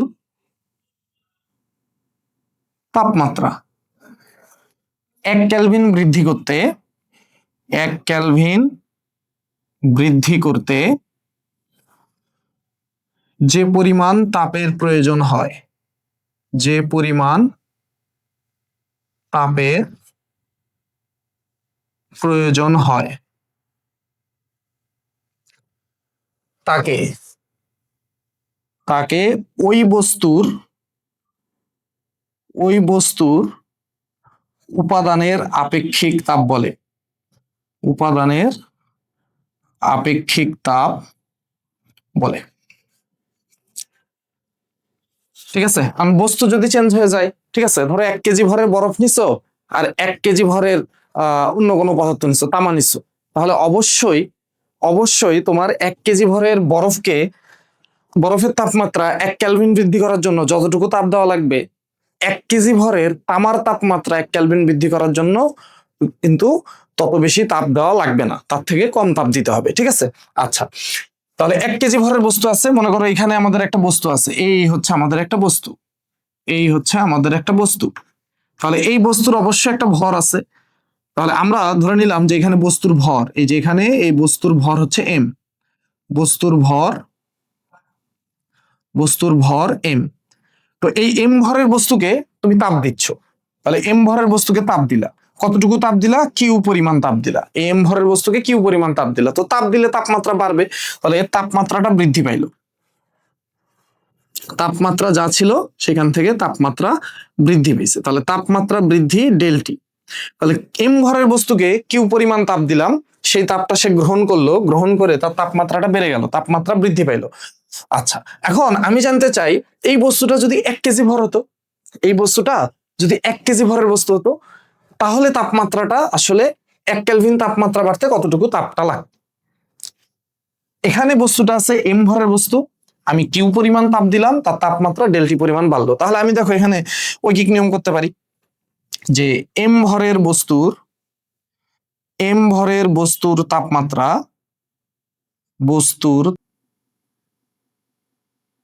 তাপমাত্রা ডেলটি পরিমাণ বৃদ্ধি করতে প্রয়োজনীয় তাপ, আমার যে তাপের প্রয়োজন হয়েছে, প্রয়োজনীয় তাপ হচ্ছে কিউ। এবার আমি জানতে চাই 1 কেজি ভরের বস্তুর, তাহলে একক ভরের বস্তুর তাপমাত্রা 1 কেলভিন পরিমাণ বৃদ্ধি করার জন্য যে তাপটা লাগবে কিউ, দেখো এম নিচে চলে যাবে, ডেলটি নিচে চলে যাবে, তাহলে এম ডিভাইডেড বাই হচ্ছে ডেল টি। এম ভরের একটা বস্তুর তাপমাত্রা ডেলটি পরিমাণ বৃদ্ধি করতে প্রয়োজনীয় তাপ কিউ, তাহলে একক ভর, তাহলে এম নিচে চলে গেল, আবার 1 কেলভিন, তাহলে ডেলটিও নিচে চলে গেল। তাহলে একক ভরের কোনো বস্তুর তাপমাত্রা 1 কেলভিন বৃদ্ধি করতে প্রয়োজনীয় তাপ Q divided by M into del T. তো একক ভরের কোনো বস্তুর তাপমাত্রা 1 কেলভিন বৃদ্ধি করতে যতটুকু তাপ লাগে সেটাই হচ্ছে ওই বস্তুর আপেক্ষিক তাপ। বস্তুর আপেক্ষিক তাপ এস ইজ ইকুয়াল টু হবে Q divided by M into del T. এটা হচ্ছে আমাদের আপেক্ষিক তাপ পরিমাপের সূত্র। আচ্ছা, এবার খেয়াল করো এখানে যে কিউ, এই কিউ কি বস্তুটার গৃহীত তাপ, বস্তুটা কিন্তু এই তাপ গ্রহণ করতেছে, বা তুমি যদি উল্টা করে চিন্তা করো এটা কিন্তু বস্তুটার বর্জিত তাপ। তাহলে এখান থেকে আমরা কিন্তু এটা লিখতেই পারি এই যে Q is equal to M S del T, অর্থাৎ এই যে বস্তুর গৃহীত বা বর্জিত তাপ আমরা যদি বের করতে চাই তাহলে এই সূত্র কিন্তু আমরা ব্যবহার করতে পারি। এটা আমরা ব্যবহার করব, গৃহীত তাপ বা বর্জিত তাপ যখন রিভার্স প্রসেসে হবে তখন কিন্তু এটা বর্জিত তাপ, এই কিউ হচ্ছে আমাদের বর্জিত তাপ। আচ্ছা, তাহলে এইটা আমরা মাথায় রাখবো। তো এখান থেকে দেখো আমরা চাইলে এখান থেকে আপেক্ষিক তাপের এই সূত্র থেকে একক বের করে ফেলতে পারি, তাহলে একক, এই যে আপেক্ষিক তাপের একক, তাহলে এখান থেকে যদি আমরা একক বের করি তাহলে উপরে দেখো, উপরে হচ্ছে তাপ, তাপের একক কি? জুল, তাপের একক জুল। নিচে হচ্ছে বস্তুর ভর, ভরের একক কেজি, আর ডেলটি তাপমাত্রা, তাহলে তাপমাত্রা আন্তর্জাতিক একক হচ্ছে কেলভিন। তাহলে এখান থেকে আমরা লিখতে পারি joule per kg per kelvin. এটা হচ্ছে আপেক্ষিক তাপের একক, আপেক্ষিক তাপের একক। আচ্ছা, আপেক্ষিক তাপ, দেখো আপেক্ষিক তাপের ব্যাপারটা মাথায় রাখবে, এটা কিন্তু পরীক্ষা এমসিকিউতে আসে, এটা কিন্তু বস্তু উপাদানের উপর নির্ভরশীল। তো এটা আমরা প্রথমেই বলছি, ঠিক আছে, 1 কেজি ভরের বরফ আর 1 কেজি ভরের যে তামা, এই দুইটার তাপমাত্রা তুমি যদি 1 কেলভিন বৃদ্ধি করতে চাও, কিন্তু একই পরিমাণ তাপ কিন্তু লাগবে না। ঠিক আছে, 1 কেজি ভরের বরফের তাপমাত্রা 1 কেলভিন বৃদ্ধি করার জন্য অনেক বেশি তাপ লাগে, আর 1 কেজি তামার তাপমাত্রা 1 কেলভিন বৃদ্ধি করার জন্য কম তাপ লাগে। আচ্ছা, এবার চলো আমরা একটু আপেক্ষিক তাপ আর তাপ ধারণ ক্ষমতার মধ্যে সম্পর্ক দেখি, যেটা খুবই গুরুত্বপূর্ণ। তাহলে আপেক্ষিক তাপ ও তাপ ধারণ ক্ষমতার মধ্যে সম্পর্ক। আপেক্ষিক তাপ ও তাপ ধারণ ক্ষমতার মধ্যে সম্পর্ক। তাপ ধারণ ক্ষমতার মধ্যে সম্পর্ক। তাপ ধারণ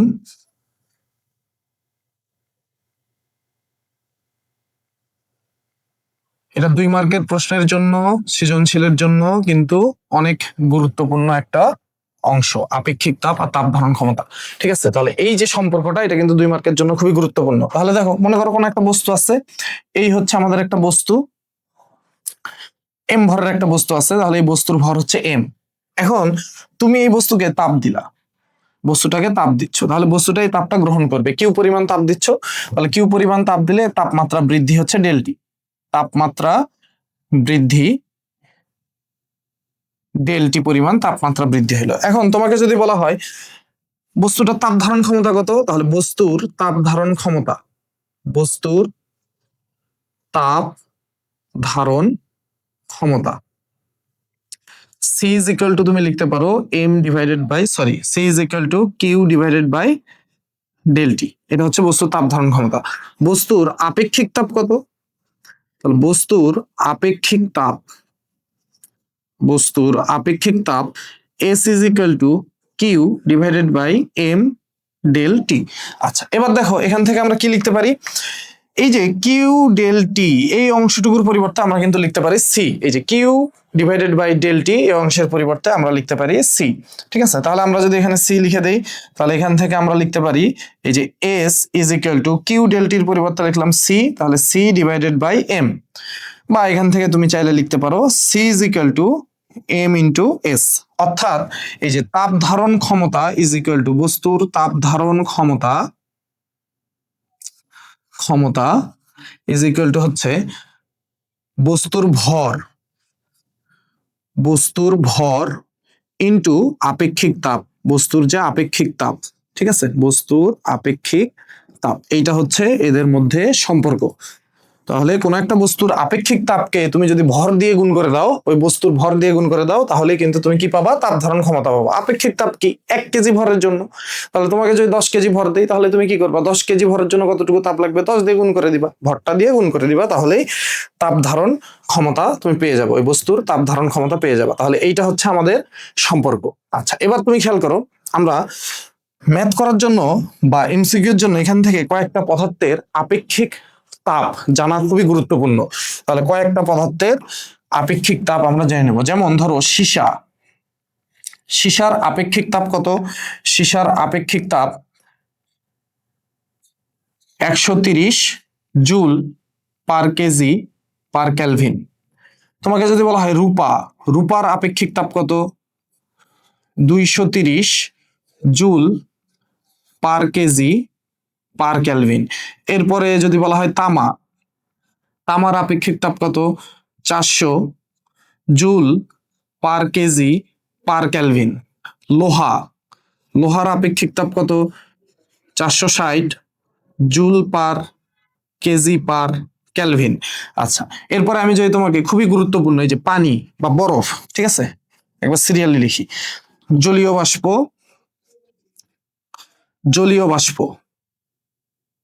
বাষ্প এর আপেক্ষিক তাপ 2000 joule per kg per kelvin. বরফের আপেক্ষিক তাপ 2100 joule per kg per kelvin. এরপর পানির আপেক্ষিক তাপ 4200 joule per kg per kelvin. তো মোটামুটি এই যে পদার্থগুলোর এদের আপেক্ষিক তাপ তোমার কিন্তু জানা থাকা লাগবে। এগুলো আমাদের সৃজনশীলেও হেল্প করবে, এমসিকিউতেও কিন্তু এখান থেকে প্রশ্ন আসে মাঝে মাঝে। আচ্ছা, এবার দেখো, তোমাকে যদি বলা হয় সীসার আপেক্ষিক তাপ 130 joule per kg per kelvin, বলতে আসলে কি বুঝো তুমি? 2 মার্কের প্রশ্ন যদি আসে সীসার আপেক্ষিক তাপ এত joule per kg per kelvin, বলতে তুমি কি বুঝো? এটা বলতে তুমি বুঝো যে 1 কেজি ভরের তুমি যদি সীসা নাও, 1 কেজি ভরের যদি সীসা নাও, তার তাপমাত্রা 1 কেলভিন বৃদ্ধি করতে 130 জুল তাপ প্রয়োজন হবে, বা 130 জুল তাপ তোমাকে সরবরাহ করতে হবে। যদি তুমি 130 জুল তাপ সরবরাহ করো, 1 কেজি ভরের সীসার তাপমাত্রা 1 কেলভিন বৃদ্ধি পাবে। এই জন্যই তার আপেক্ষিক তাপ কত? 130 joule per kg per kelvin. রূপার আপেক্ষিক তাপ দেখো 230 joule per kg per kelvin. তাহলে 1 কেজি ভরের রূপার তাপমাত্রা 1 কেলভিন যদি বৃদ্ধি করতে চাও, তোমাকে 230 জুল তাপ সরবরাহ করতে হবে। তামা দেখো 400 joule per kg per kelvin.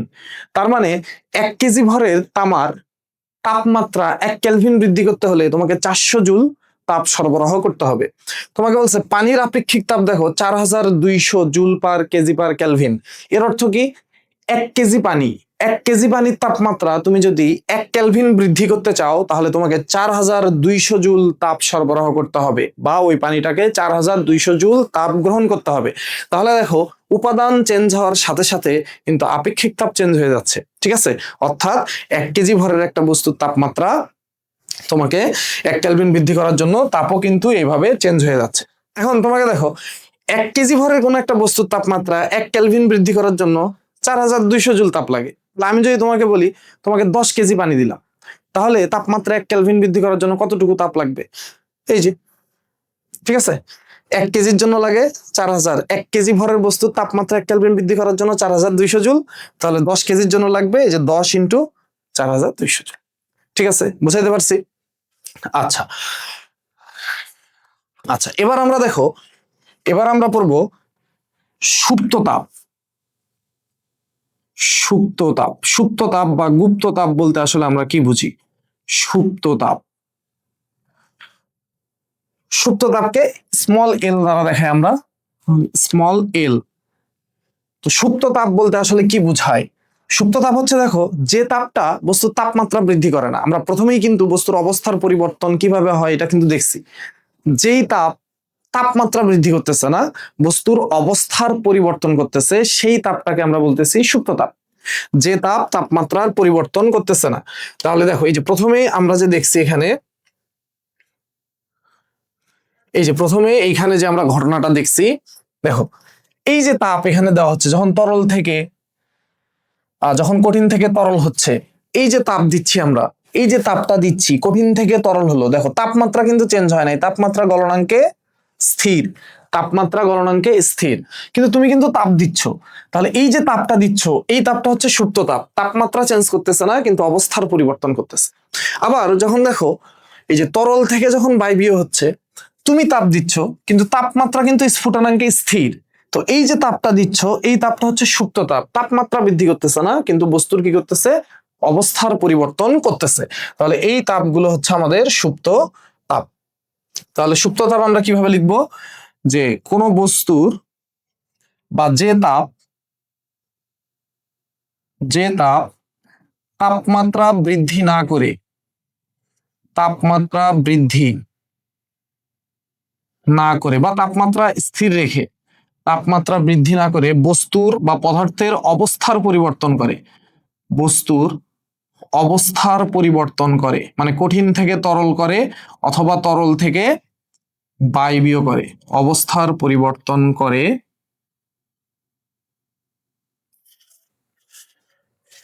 সেই তাপকে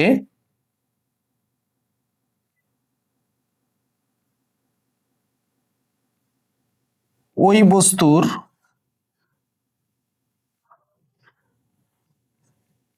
ওই অবস্থার পরিবর্তনের, ওই অবস্থার পরিবর্তনের সুপ্ত তাপ বলে, সুপ্ত তাপ বলে। ঠিক আছে,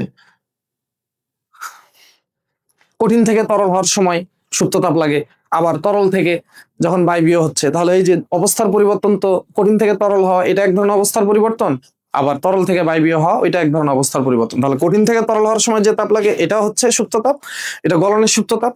আবার তরল থেকে বায়বীয় হওয়ার সময় যে সুপ্ত তাপটা লাগে সেটা হচ্ছে আমাদের বাষ্পীভবনের সুপ্ত তাপ। এই জন্য বলা হচ্ছে ওই অবস্থার পরিবর্তনে সুপ্ত তাপ বলে, ওই অবস্থার পরিবর্তনে সুপ্ত তাপ বলে। সুপ্ত তাপ তো অনেকগুলো অবস্থা, ঠিক আছে, অবস্থা পরিবর্তনের সময়ই লাগে আমাদের।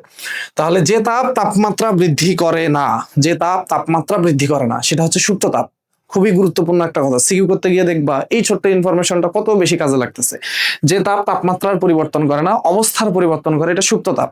আর তাপমাত্রা পরিবর্তন করতেছে কে? এই যে আপেক্ষিক তাপ, তাপমাত্রা 1 কেলভিন করে বাড়াইতেছে, ঠিক আছে, তাপমাত্রা পরিবর্তন করতেছে হচ্ছে আমাদের আপেক্ষিক তাপ। তাহলে আমরা যখন দেখবো ম্যাথ করতে গিয়ে যখন তাপমাত্রা পরিবর্তন হচ্ছে তখন আপেক্ষিক তাপের সূত্র ইউজ করব, যখন তাপমাত্রার পরিবর্তন হচ্ছে না শুধু অবস্থার পরিবর্তন হচ্ছে তখন আমরা সুপ্ত তাপের সূত্র ইউজ করব। যখন শুধু অবস্থার পরিবর্তন হয় সুপ্ত তাপের সূত্র ইউজ করব।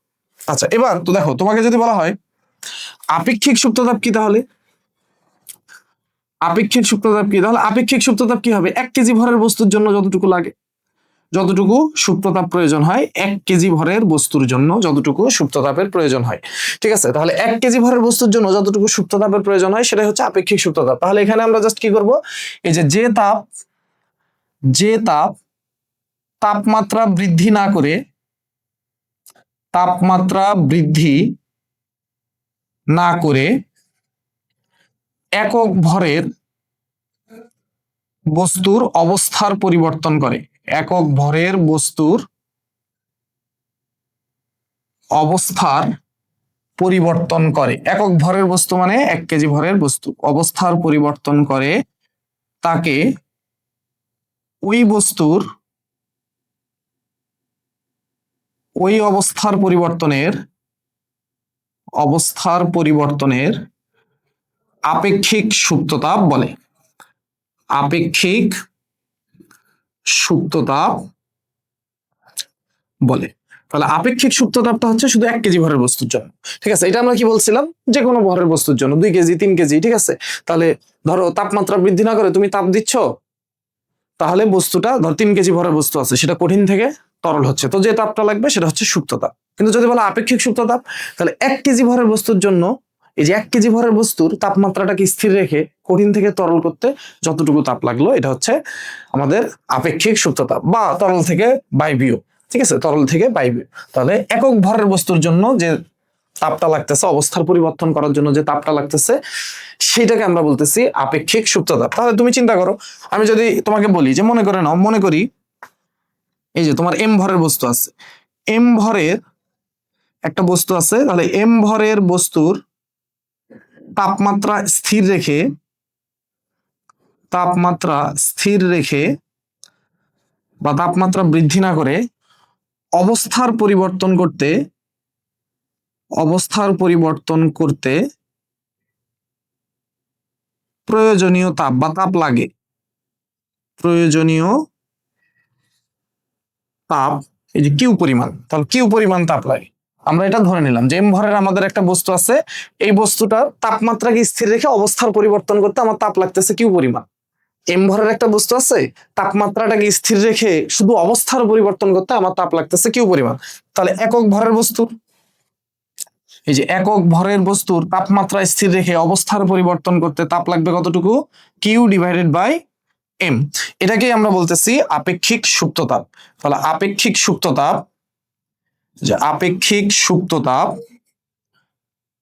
সুপ্ততাপ L is equal to Q divided by M, বা এখান থেকে আমরা বলতে পারি কিউ সমান সমান এম এল, কিউ সমান সমান এম এল। এম হচ্ছে বস্তুর ভর, এল হচ্ছে আপেক্ষিক সুপ্ত তাপ, আপেক্ষিক সুপ্ত তাপ। এখানে কিউ কি বলতো, কিউ হচ্ছে গৃহীত বা বর্জিত তাপ, ঠিক আছে। যখন কঠিন থেকে তরল হচ্ছে তখন গৃহীত তাপ, যখন রিভার্স প্রসেস হয় তরল থেকে কঠিন হয় তখন কিন্তু কিউ হচ্ছে বর্জিত তাপ, তখন তাপ বর্জন করতে হয়, তাহলে কিউ তখন হচ্ছে বর্জিত তাপ। তুমি চাইলে এখান থেকে আপেক্ষিক সুপ্ত তাপের এই যে ইকুয়েশন থেকে আপেক্ষিক সুপ্ত তাপের একক বের করে ফেলতে পারো। তাহলে এই যে একক, আপেক্ষিক সুপ্ত তাপের একক, তাহলে দেখো উপরে হচ্ছে তাপ, তাপের একক জুল, নিচে ভর তাহলে কেজি, তাহলে জুল পার কেজি, এটা হচ্ছে আপেক্ষিক সুপ্ত তাপের একক, জুল পার কেজি এটা আপেক্ষিক সুপ্ত তাপের একক। এখন দেখো এই আপেক্ষিক সুপ্ত তাপ আমাদের প্রক্রিয়া তো 4 ধরনের, তাহলে আপেক্ষিক সুপ্ত তাপও চার রকমের, আপেক্ষিক সুপ্ত তাপও চার রকমের। ঠিক আছে, আমাদের প্রক্রিয়া চার ধরনের। কেমন? একটা হচ্ছে গলন। তাহলে আপেক্ষিক সুপ্ত তাপ, এই যে 1 নম্বর আপেক্ষিক সুপ্ত তাপ হচ্ছে গলনের আপেক্ষিক সুপ্ত তাপ। এই যে গলনের আপেক্ষিক সুপ্ত তাপ, গলনের আপেক্ষিক সুপ্ত তাপ, সুপ্ত তাপ। ঠিক আছে, এরপরে কি আছে? গলনের আপেক্ষিক সুপ্ত তাপ। এরপরে প্রক্রিয়াটা আমাদের কি? বাষ্পীভবন বা স্ফুটন। এই যে বাষ্পীভবনের আপেক্ষিক সুপ্ত তাপ, বাষ্পীভবনের আপেক্ষিক সুপ্ত তাপ, সুপ্ত তাপ। তাহলে এদের আবার দুইটা রিভার্স প্রক্রিয়া আছে। তাহলে এদের আবার দুইটা রিভার্স প্রক্রিয়া, যে 3 নাম্বার হচ্ছে কঠিনীভবন, গলনের যে রিভার্স প্রক্রিয়া, কঠিনীভবনের আপেক্ষিক সুপ্ত তাপ, আপেক্ষিক সুপ্ত তাপ। আর 4 নম্বরে কি আছে? এই যে 4 নম্বরে হচ্ছে ঘনীভবনের আপেক্ষিক, ঘনীভবনের আপেক্ষিক সুপ্ত তাপ। তো ম্যাথ করার সময় আমরা আসলে দেখো, ম্যাথ করার সময় আমরা কঠিন থেকে তরল হোক বা তরল থেকে কঠিন হোক, ওই গলনের সুপ্ত তাপ মান তো একই থাকে, চাপ একই থাকলে মান আসলে একই থাকে। এই জন্য ম্যাথ করার সময় আমরা কিন্তু এই দুইটা আসলে কিন্তু এই দুইটার খুব একটা আসে না, এই দুইটার নাম কিন্তু খুব একটা আসে না, এই দুইটাই আসে, গলনের আপেক্ষিক সুপ্ত তাপ, বাষ্পীভবনের আপেক্ষিক সুপ্ত তাপ। তুমি কঠিন থেকে তরলে যাও বা তরল থেকে কঠিনে আসো, ওই গলনের আপেক্ষিক সুপ্ত তাপ ওইটা আমরা ব্যবহার করি। অথবা তুমি তরল থেকে বায়বীয়তে যাও বা বায়বীয় থেকে তরল আসো, এই যে বাষ্পীভবনের সুপ্ত তাপ, কারণ এদের মানটা সেম হয় যদি চাপ একই থাকে। ঠিক আছে, তো গলনের আপেক্ষিক সুপ্ত তাপ কি? গলনের আপেক্ষিক সুপ্ত তাপ কোনটা? যখন গলন প্রক্রিয়াটা ঘটতেছে, তাহলে এই প্রক্রিয়া ঘটতে গেলে তাপমাত্রাটা স্থির রাখি। কোন তাপমাত্রায়? গলনাঙ্কে। তাপমাত্রা গলনাঙ্কে স্থির রেখে বস্তুটাকে কি করি? আমি কঠিন থেকে তরল করতেছি, তাপমাত্রা গলনাঙ্কে। গলন প্রক্রিয়াটা কি? তাপমাত্রাকে স্থির রাখা হয় কোথায়? গলনাঙ্কে। গলনাঙ্কে স্থির রেখে কঠিন থেকে তরল হয়। তো এই কঠিন থেকে তরল হওয়ার জন্য যে সুপ্ত তাপটা লাগতেছে সেটা হচ্ছে গলনের আপেক্ষিক সুপ্ত তাপ। যে সুপ্ত তাপটা লাগতেছে অবশ্যই আপেক্ষিক বলছে, তার মানে 1 কেজি ভরের বস্তুর জন্য এটা তোমাকে বলতে হবে। তাহলে আমরা যদি দেখো এখানে বলি যে তাপমাত্রা গলনাঙ্কে স্থির রেখে, তাপমাত্রা গলনাঙ্কে স্থির রেখে, তাপমাত্রা গলনাঙ্কে স্থির রেখে একক ভরের, যেহেতু আপেক্ষিক সুপ্ত তাপ বলছে, তাহলে একক ভরের কোন কঠিন পদার্থকে তরলে রূপান্তর করতে বা তরলে পরিণত করতে যে পরিমাণ তাপ লাগে, যে পরিমাণ তাপ লাগে তাকে ওই পদার্থের গলনের আপেক্ষিক সুপ্ত তাপ বলে। গলনের আপেক্ষিক সুপ্ত তাপ বলে, সুপ্ত তাপ বলে। তো এর জন্য সূত্রটা ফরম্যাট কি? সূত্র একই, এই যে Q is equal to M L. তো গলনের আপেক্ষিক সুপ্ত তাপ, এই জন্য এখানে এফ দেওয়া হয়, এম এল এফ। ঠিক আছে, এম এল এফ। আচ্ছা, এখন এই যে বরফের গলনের আপেক্ষিক সুপ্ত তাপ, বরফের, এটা আমাদের খুবই গুরুত্বপূর্ণ ম্যাথ করার জন্য। বরফের গলনের আপেক্ষিক সুপ্ত তাপ হচ্ছে, আপেক্ষিক সুপ্ত তাপ এর মান হচ্ছে 3,36,000 জুল পার কেজি। তো এটা বলতে আসলে আমরা কি বুঝি? 2 মার্কের প্রশ্ন যদি আসে যে বরফ গলনের আপেক্ষিক সুপ্ত তাপ 3,36,000 জুল পার কেজি, তার মানে কি? তার মানে হচ্ছে তাপমাত্রাটা 0 ডিগ্রি সেলসিয়াস স্থির রেখে। কেন তাপমাত্রা 0 ডিগ্রি সেলসিয়াস স্থির? কারণ বরফের গলনাঙ্ক 0 ডিগ্রি সেলসিয়াস।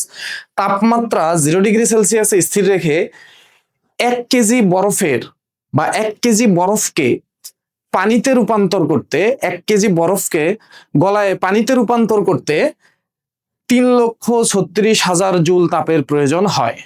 3,36,000 জুল তাপের প্রয়োজন হয়। বা তুমি এভাবে বলতে পারো 0 ডিগ্রি সেলসিয়াস তাপমাত্রার বরফকে 0 ডিগ্রি সেলসিয়াস তাপমাত্রার পানিতে পরিণত করতে, দেখো 0 ডিগ্রি সেলসিয়াস তাপমাত্রার বরফ 0 ডিগ্রি সেলসিয়াস তাপমাত্রার পানিতে পরিণত হচ্ছে, অবশ্যই 1 কেজি বরফ। 0°C তাপমাত্রার 1 কেজি বরফ 0°C তাপমাত্রার পানিতে পরিণত হতে যে তাপের প্রয়োজন হয় সেই তাপটা হচ্ছে 3,36,000 জুল। ঠিক আছে, এই জন্য বরফ গলনের আপেক্ষিক সুপ্ত তাপের মান কত? 3,36,000 জুল পার কেজি। মানে 0°C তাপমাত্রার 1 কেজি বরফ, এটাকে গলায় 0°C তাপমাত্রার 1 কেজি পানি করতে আমার তাপ লাগবে 3,36,000 জুল। তো 2 মার্কের প্রশ্ন আসলে এভাবে কিন্তু সুন্দর করে ব্যাখ্যা করে দিতে হবে। এবার তোমাকে বলতেছে বাষ্পীভবনের আপেক্ষিক সুপ্ত তাপ। বাষ্পীভবনের আপেক্ষিক সুপ্ত তাপ, তাহলে দেখো বাষ্পীভবন এই প্রক্রিয়াটা যখন সংঘটিত হয় তখন তাপমাত্রা স্ফুটনাঙ্কে স্থির থাকে। তাহলে তাপমাত্রা স্ফুটনাঙ্কে স্থির রেখে তাপমাত্রা স্ফুটনাঙ্কে স্থির রেখে যেহেতু আপেক্ষিক, তাহলে অবশ্যই 1 কেজি ভরের জন্য হবে। একক ভরের কোন তরল পদার্থে, কারণ বাষ্পীভবন মানে হচ্ছে তরল থেকে বায়বীয় হতে রূপান্তর হওয়া, কোন তরল পদার্থকে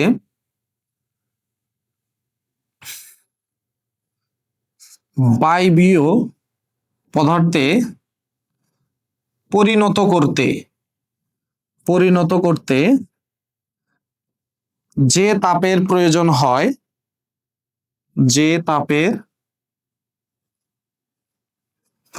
হয় তাকে ওই পদার্থের বাষ্পীভবনের আপেক্ষিক সুপ্ততাপ বলে। বাষ্পীভবনের আপেক্ষিক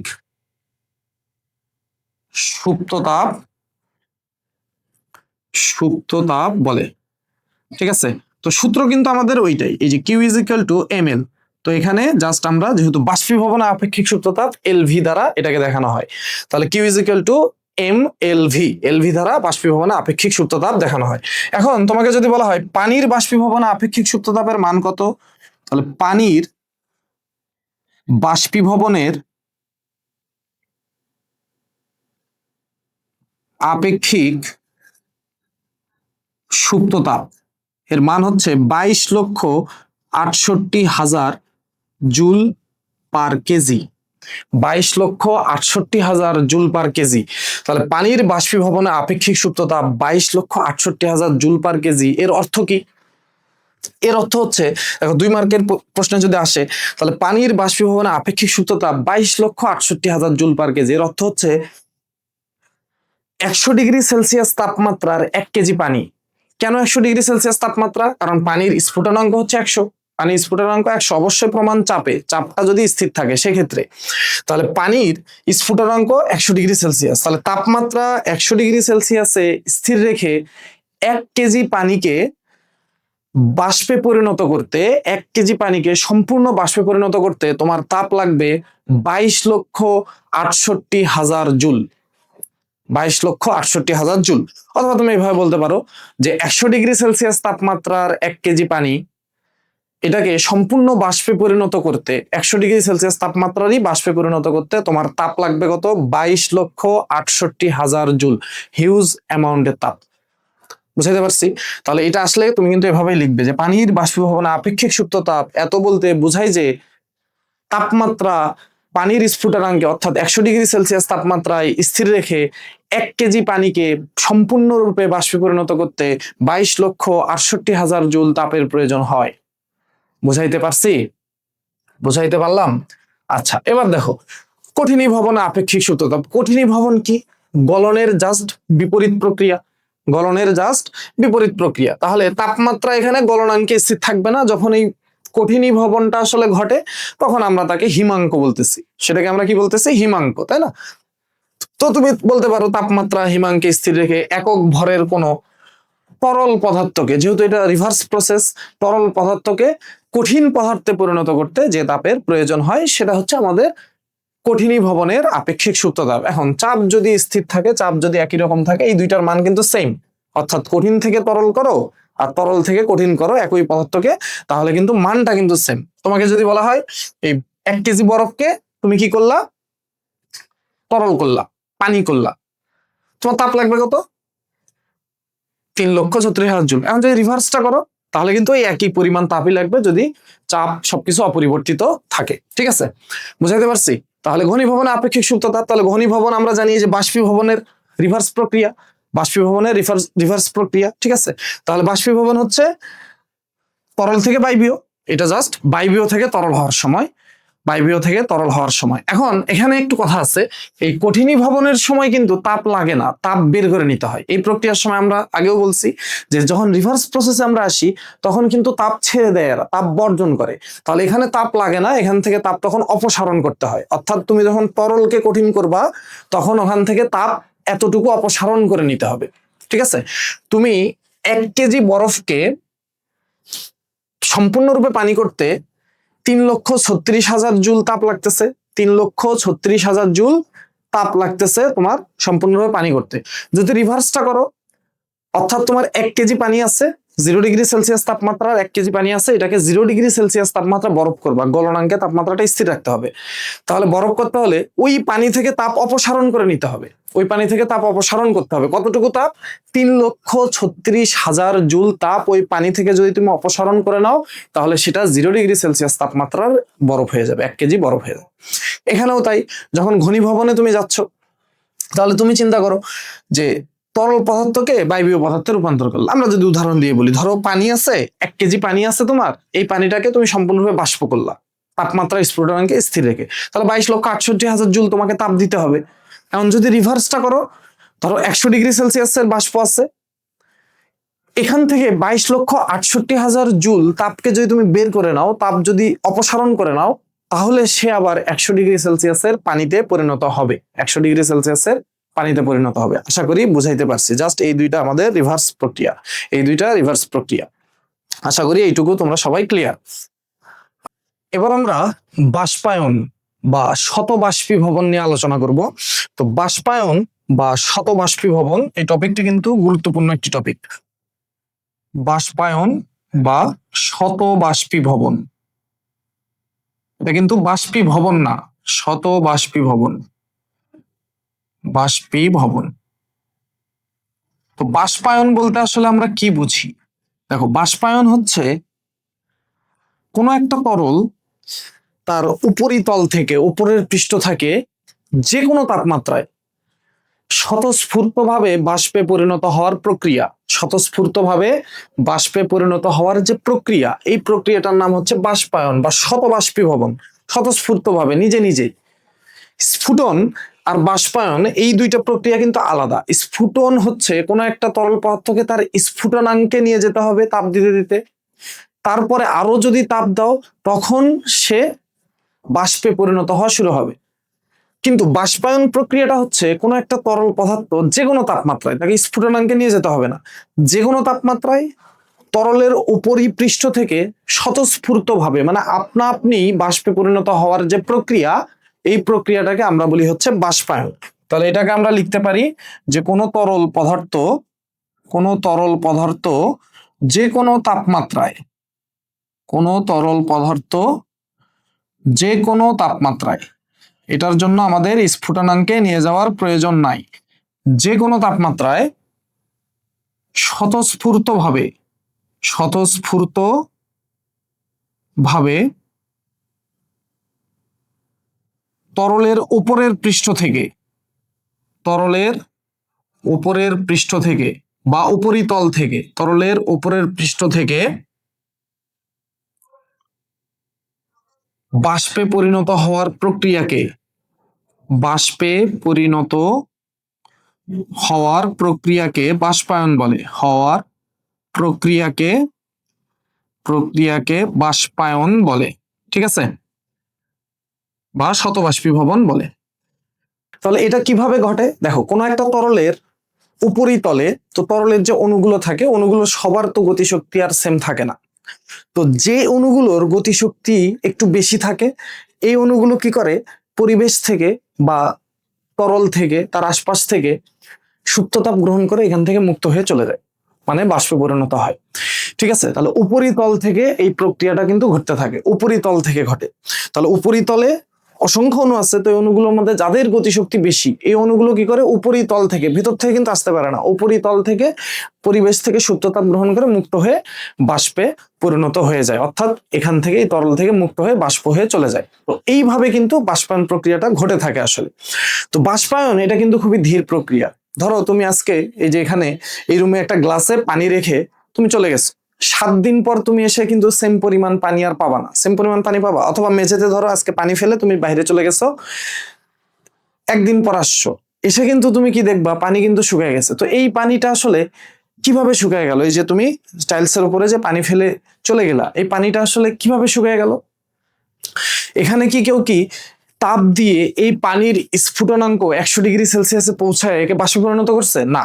তাহলে কি হয়েছে? এই যে পানির উপরিতল থেকে যে অণুগুলোর গতিশক্তি বেশি, এরা পরিবেশ থেকে তাপ গ্রহণ করে বাষ্পে পরিণত হয়ে গেছে, ঠিক আছে, আপনা আপনি স্বতঃস্ফূর্ত ভাবে, এই যে প্রক্রিয়াটা। তো এখন এই রুমের তাপমাত্রা কি? এই রুমের তাপমাত্রা কি 100°C যে ও বাষ্পে পরিণত হয়ে যাচ্ছে? না।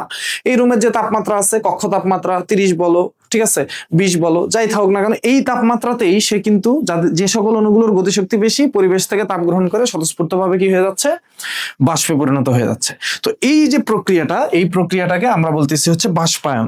যে কোনো তাপমাত্রাতে এটা ঘটে, যে কোনো তাপমাত্রাতে ঘটে, তরলের উপরিপৃষ্ঠ থেকে ঘটে এবং স্বতঃস্ফূর্ত ভাবে ঘটে। কেউ কিন্তু ওর তাপমাত্রা 100°C নিয়ে যাচ্ছে না, ঠিক আছে, স্ফুটনাঙ্কে নিয়ে যাচ্ছে না, তারপরে সে পরিবেশ থেকে তাপ নিয়ে বাষ্পে পরিণত হচ্ছে, ঠিক আছে, এটা যে কোনো তাপমাত্রাতে ঘটতেছে। তাহলে আমরা এই যে স্ফুটন আর বাষ্পায়ন, এদের মধ্যে কিন্তু পার্থক্য আছে এই দুইটা প্রক্রিয়ার মধ্যে। স্ফুটন, বাষ্পায়ন আর হচ্ছে স্ফুটন। তো স্ফুটন মানে হচ্ছে বাষ্পীভবন, আর এটা হচ্ছে শতবাষ্পীভবন, ঠিক আছে। তাহলে এই যে স্ফুটন, স্ফুটন, এদের মধ্যে ডিফারেন্স কি?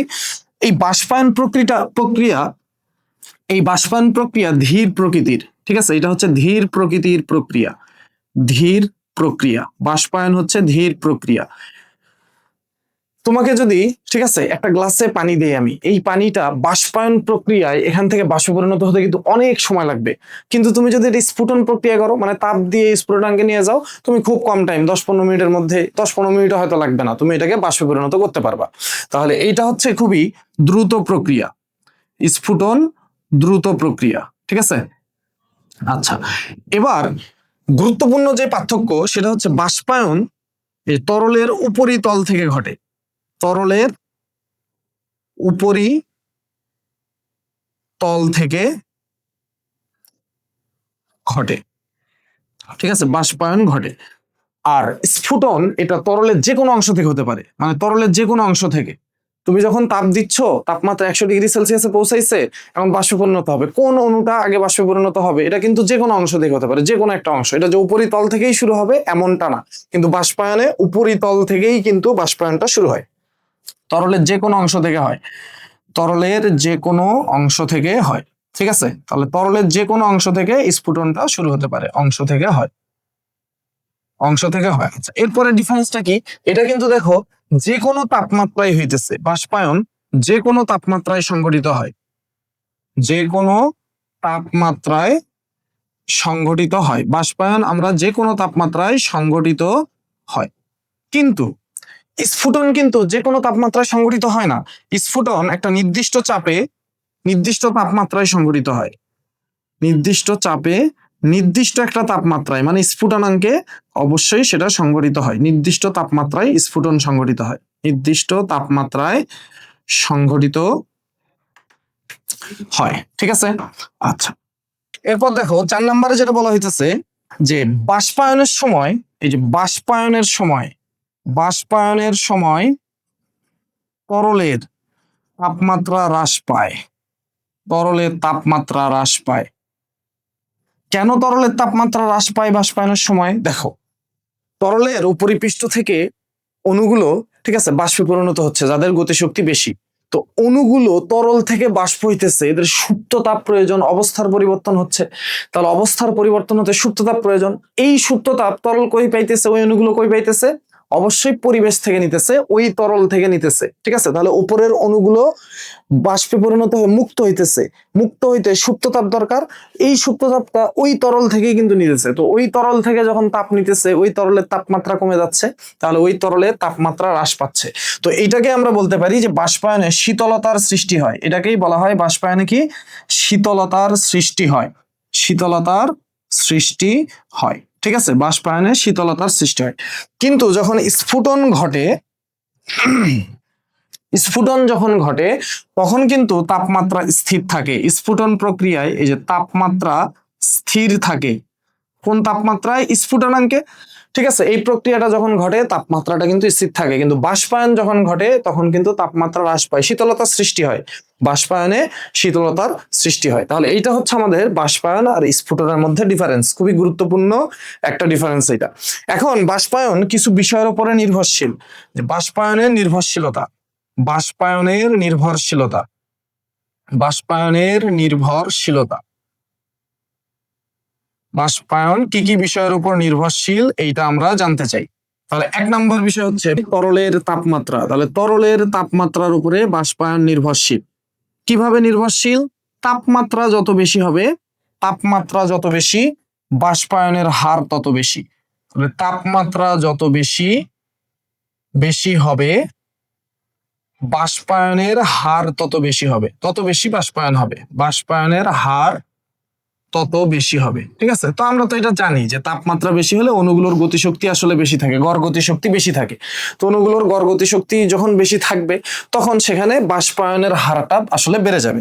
2 নাম্বার, যে তরলের উপরিতলের ক্ষেত্রফল, তরলের উপরিতলের ক্ষেত্রফল। তো তরলের উপরিতলের ক্ষেত্রফল, এই ক্ষেত্রফলটা যত বেশি হয়, ক্ষেত্রফল তরলের উপরিতলের ক্ষেত্রফলটা, তরলটা যত ছড়ায় থাকবে, ঠিক আছে, ওখান থেকে কিন্তু তত বেশি বেশি অণু বাষ্পে পরিণত হবে। সুপ্ততাপ গ্রহণ করে তত বেশি বেশি অণু কিন্তু ওখান থেকে মুক্ত হবে। আর যত ছোট হবে তরলের উপরিতলের ক্ষেত্রফলটা, তত কম অণু কিন্তু ওখান থেকে মুক্ত হবে, ঠিক আছে। উপরিতল থেকে তত কম অণু, মানে বাষ্পায়নের হারটা সময়ের সাথে সাথে যে বাষ্পায়নের হারটা এটা কম হবে, ঠিক আছে, কম সংখ্যক করে অণু ওখান থেকে মুক্ত হতে পারবে। তাহলে আমরা এটা বলতে পারি যে ক্ষেত্রফল যত বেশি, কার ক্ষেত্রফল? অবশ্যই তরলের উপরিতলের ক্ষেত্রফল। ক্ষেত্রফল যত বেশি, বাষ্পায়নের হার তত বেশি। এই যে বাষ্পায়নের হার তত বেশি হবে, হার তত বেশি, ঠিক আছে। আচ্ছা, এরপরে বায়ুর আর্দ্রতা এর উপরেও কিন্তু নির্ভরশীল। বায়ুর আর্দ্রতা, ঠিক আছে। বায়ুর আর্দ্রতা মানে হচ্ছে বায়ুতে জলীয় বাষ্পের যে উপস্থিতি। তো বায়ুতে দেখো জলীয় বাষ্প যদি বেশি থাকে তাহলে বায়ু কিন্তু আর বাষ্প নিতে চাবে না। আর বায়ুটা যদি শুষ্ক হয়, বায়ুতে জলীয় বাষ্প যদি কম থাকে, বায়ুর আর্দ্রতা যদি কম হয়, তখন কিন্তু বাষ্পায়নটা বেশি বেশি হবে, ঠিক আছে। জলীয় বাষ্প বেশি বেশি বায়ু ধারণ করতে পারবে, তখন বাষ্পায়নটা বেশি হবে। তাহলে আমরা এটা বলতে পারি যে বায়ুর আর্দ্রতা বেশি হলে, বায়ুর আর্দ্রতা বেশি হলে মানে বায়ুতে জলীয় বাষ্পের উপস্থিতি যদি বেশি থাকে, বেশি হলে বাষ্পায়নের হার কম হবে। দেখো আমরা যখন বায়ুতে জলীয় বাষ্প যখন বেশি থাকে, বিশেষ করে যদি তুমি বর্ষাকালের কথা বলো, তখন বর্ষাকালে বায়ুতে প্রচুর পরিমাণে জলীয় বাষ্প থাকে। তো এই প্রচুর পরিমাণ জলীয় বাষ্প থাকার কারণে তুমি যখন কাপড় শুকাইতে দাও, কাপড় কিন্তু সহজে শুকায় না। কেন? কারণ ওই যে বাষ্পায়ন হতে পারতেছে না, বাষ্পায়ন হতে পারতেছে না, বাষ্পায়ন হয় খুবই কম, হারটা অনেক কমে যায়। কেন? বায়ুতে অনেক বেশি জলীয় বাষ্প আছে, এই জন্য বায়ু, ঠিক আছে, আর জলীয় বাষ্প নিতে চায় না। বায়ুতে অনেক জলীয় বাষ্প, তো বায়ুর জলীয় বাষ্প ধারণ ক্ষমতা কমে যায়, এই জন্য বাষ্পায়নের হারটাও তখন কমে যায়। কাপড় কিন্তু দেরিতে শুকায়, কাপড় তখন দেরিতে শুকায়। আচ্ছা, এছাড়া আমরা বলতে পারি দেখো যখন হচ্ছে হিউমিডিটি বা আর্দ্রতা যখন আসলে বেড়ে যাচ্ছে, তখন কিন্তু আমরা ঘামলেও কিন্তু আমাদের শরীর কিন্তু শুকাতে চায় না, আমাদের খুবই বিরক্তি লাগে, ঠিক আছে। তো এই ব্যাপারগুলো কিন্তু এই যে আর্দ্রতার সাথে সম্পর্কিত। 4 নাম্বার, বায়ুর প্রবাহ। বায়ুর প্রবাহ, তরলের উপরিতলে বায়ুর প্রবাহ যদি বেশি হয়, বায়ুর প্রবাহ যত বেশি হয় তত কিন্তু বাষ্পায়নের হার বেশি হয়। তাহলে বায়ুর প্রবাহ, যে বায়ুর প্রবাহ, প্রবাহ যত বেশি, প্রবাহ যত বেশি, আমি শর্ট করে লিখলাম, বাষ্পায়নের হার তত বেশি, বাষ্পায়নের হার তত বেশি। এই জন্য আমরা কি করি, হার তত বেশি। এই জন্য দেখো মেঝেতে যখন পানি থাকে আমরা ফ্যান চালাই দেই, তাহলে বায়ুর প্রবাহ যখন বেশি হয় তত দ্রুত কিন্তু বাষ্পায়ন হয়। ঠিক আছে, তাহলে তরলের এই যে কাছাকাছি পৃষ্ঠে যে বাষ্পগুলো জমা হইতেছে, বায়ুর প্রবাহ থাকলে সেই বাষ্পগুলোকে সরায় নিয়ে যায়, ওখানে নতুন বায়ু আসে, আবার নতুন করে কিন্তু বাষ্পায়নটা তখন হারটা বেড়ে যায়, দ্রুত বাষ্পায়নটা হয় তখন। তাহলে বায়ুর প্রবাহ যত বেশি থাকে এই বাষ্পায়নের হারটাও কিন্তু তত বেশি হয়। আচ্ছা, 5 নম্বরে আমরা বলতে পারি দেখো তরলের প্রকৃতি। এই তরলের প্রকৃতির উপরেও কিন্তু নির্ভরশীল, যে তরলের প্রকৃতি, তরলের প্রকৃতির উপরে কিভাবে নির্ভরশীল। ধরো যে তরলের স্ফুটনাঙ্ক কম তাহলে তার বাষ্পায়নটা দ্রুত হবে। তাহলে তরলের স্ফুটনাঙ্ক কম হলে, তরলের স্ফুটনাঙ্ক কম হলে তার বাষ্পায়ন দ্রুত হয়। সেই সকল তরলের বাষ্পায়ন হয় দ্রুত, মানে যে তরলের স্ফুটনাঙ্ক যত কম তার বাষ্পায়ন তত দ্রুত হয়, তার বাষ্পায়ন দ্রুত হয়।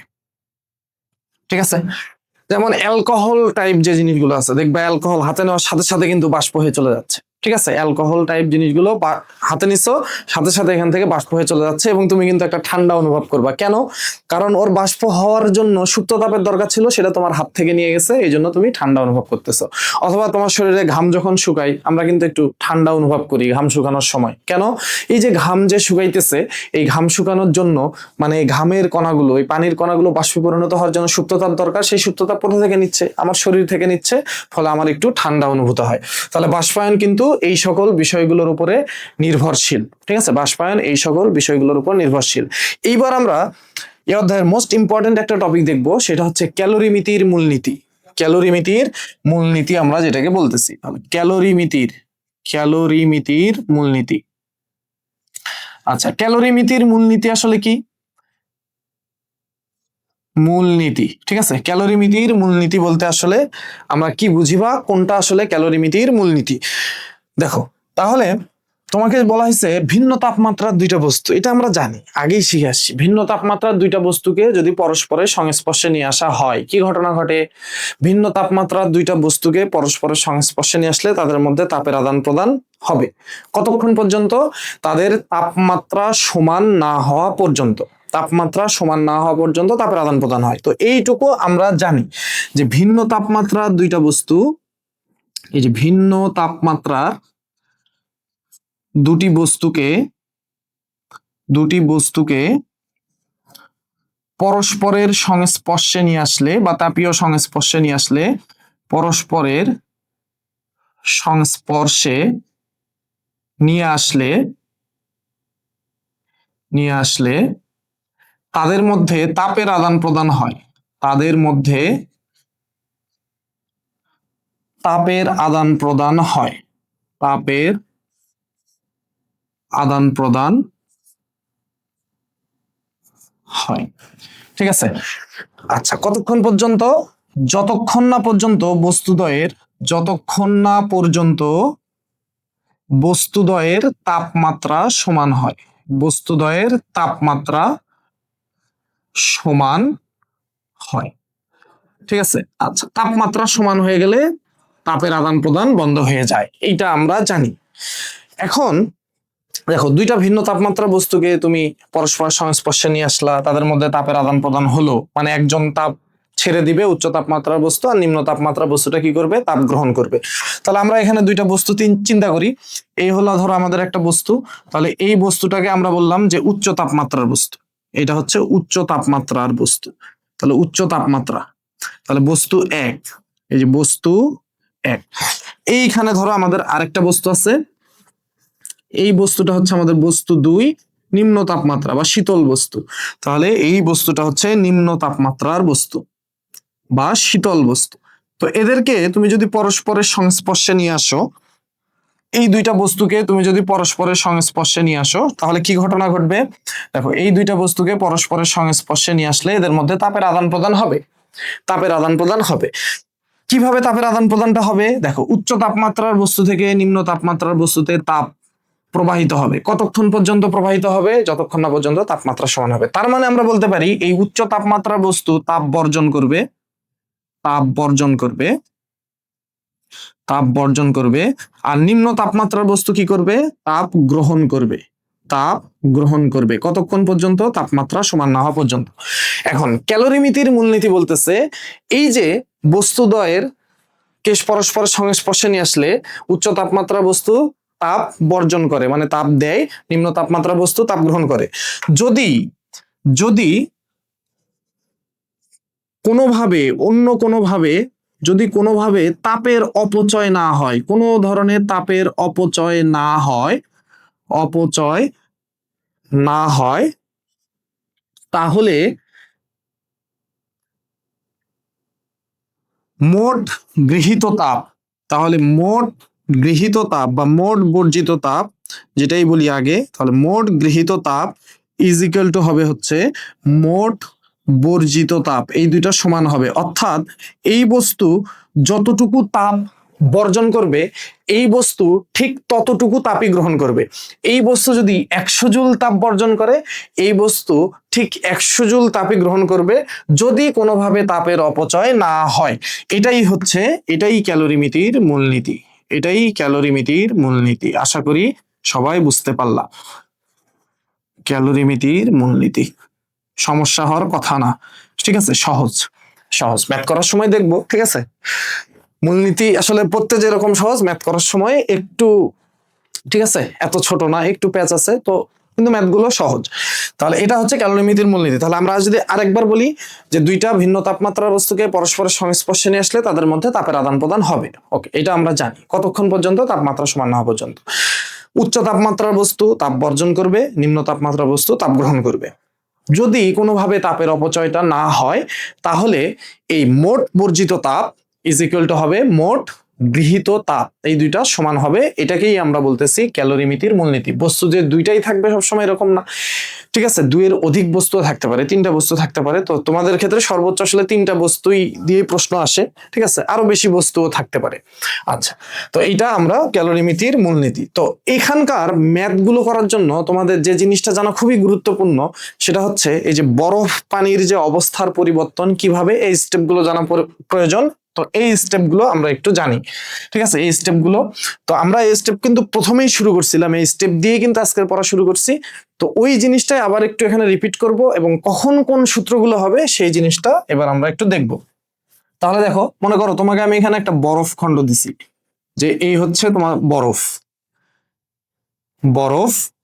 তো এই বরফের তাপমাত্রা আমি বললাম 20°C তাপমাত্রা।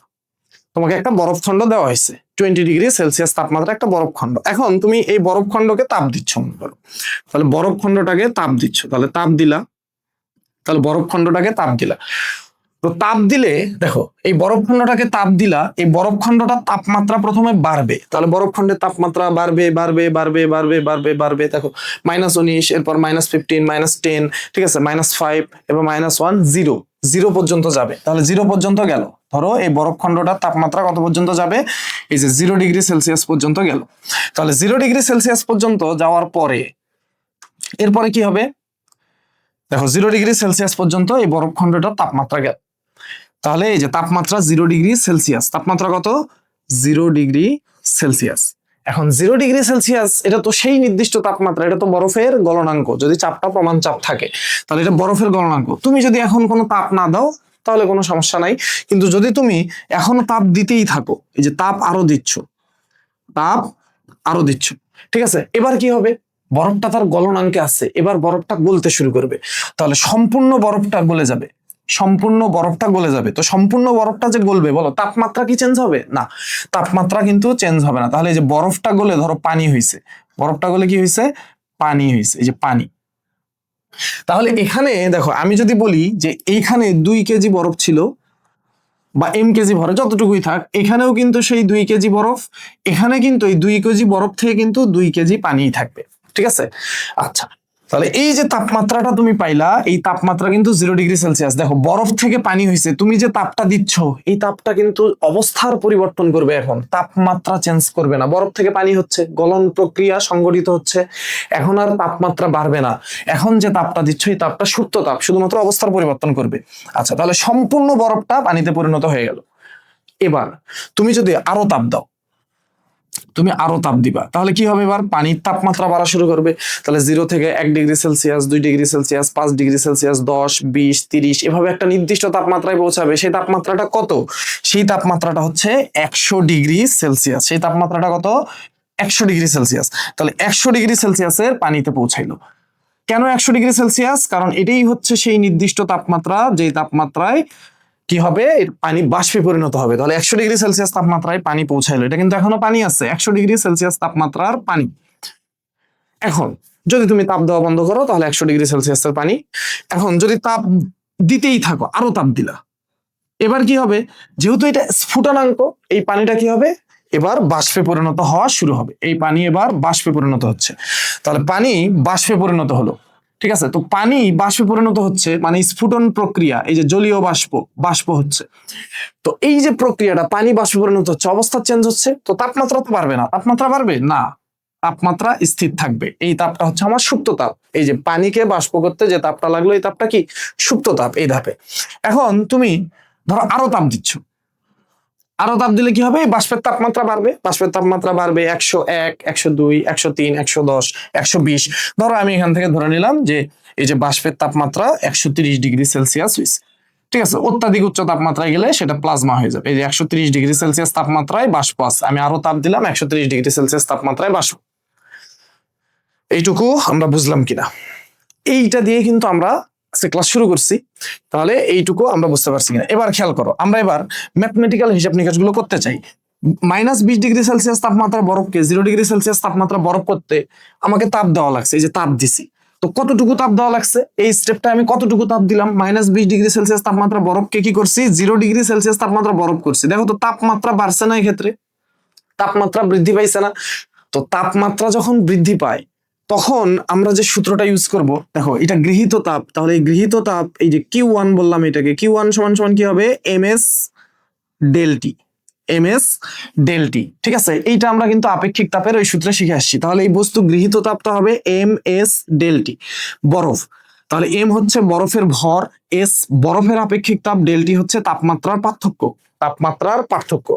আচ্ছা এবার খেয়াল করো, তুমি যখন এই স্টেপ থেকে এই স্টেপে গেল, অর্থাৎ বরফ থেকে পানি হয়েছে, দেখো তো তাপমাত্রা কি চেঞ্জ হয়েছে না? তাহলে এই যে তাপটা দিছো, এই তাপটা তো এবার সুপ্ত তাপ। কার সুপ্ত তাপ? বরফ গলনের আপেক্ষিক সুপ্ত তাপ, ঠিক আছে। তাহলে বরফ গলনের সুপ্ত তাপ এইটা, তাহলে এই যে Q2 বললাম এটাকে, তাহলে আমার সূত্র কি হবে, mLF। তাহলে এখানে এই পরিমাণ আমাকে তাপ দিতে হবে। m কি, ভর, আর LF কি, গলনের সুপ্ত তাপ। তাহলে মোট কতটুকু আমাকে তাপ দিতে হবে এই প্রসেসে, এই যে Q2, এতটুকু তাপ এই বরফকে গ্রহণ করতে হচ্ছে। এবার আসো, এই যে পানি 0 ডিগ্রি সেলসিয়াসের পানি যখন 100 ডিগ্রি সেলসিয়াসে পানি হচ্ছে, দেখো তো তাপমাত্রা চেঞ্জ হয়েছে না? তাহলে এখানে কোন সূত্র ইউজ করবো, আপেক্ষিক তাপের সূত্র। তাহলে Q3 is equal to ms del T. তাহলে এই পরিমাণ মোট তাপ এই পানিকে, যদি 2 কেজি ভরের পানি হয়, সবগুলো 2 কেজি থাকবে, ঠিক আছে। 2 কেজি ভরের পানি হয়, তাহলে মোট এই পরিমাণ তাপ তাকে গ্রহণ করতে হবে, আমাকে এই পরিমাণ তাপ দিতে হবে। m কি, পানির ভর, s কি, পানির আপেক্ষিক তাপ। এবার এই স্টেপে কাকে নিয়ে কাজ করতেছো, পানিকে নিয়ে কাজ করতেছো, তাহলে পানির আপেক্ষিক তাপ। আচ্ছা এবার এখানে আসো, 100 ডিগ্রি সেলসিয়াস তাপমাত্রা পানিকে 100 ডিগ্রি সেলসিয়াস তাপমাত্রার বাষ্পে পরিণত করলা, তাপমাত্রা চেঞ্জ হয়েছে না? তাহলে এই প্রসেসে শুধু অবস্থার পরিবর্তন হয়েছে, তাহলে এটা হচ্ছে সুপ্ত তাপ, Q4 mLV, ঠিক আছে। বাষ্পীভবনে আপেক্ষিক সুপ্ত তাপ, ভর কত, যতটুকু ভর থাকবে গুণ করে দিব, তাহলে মোট এতটুকু তাপ লাগবে। LV তো 1 কেজির জন্য, LV কি, আপেক্ষিক সুপ্ত তাপ 1 কেজির জন্য। তাহলে এখানে যদি 1 কেজি থাকে m এর মান 1, ঠিক আছে। আর যদি 10 কেজি থাকে 10 দিয়ে গুণ করে দিবা, তাহলে মোট কতটুকু তাপ লাগবে সেটা পেয়ে যাবা।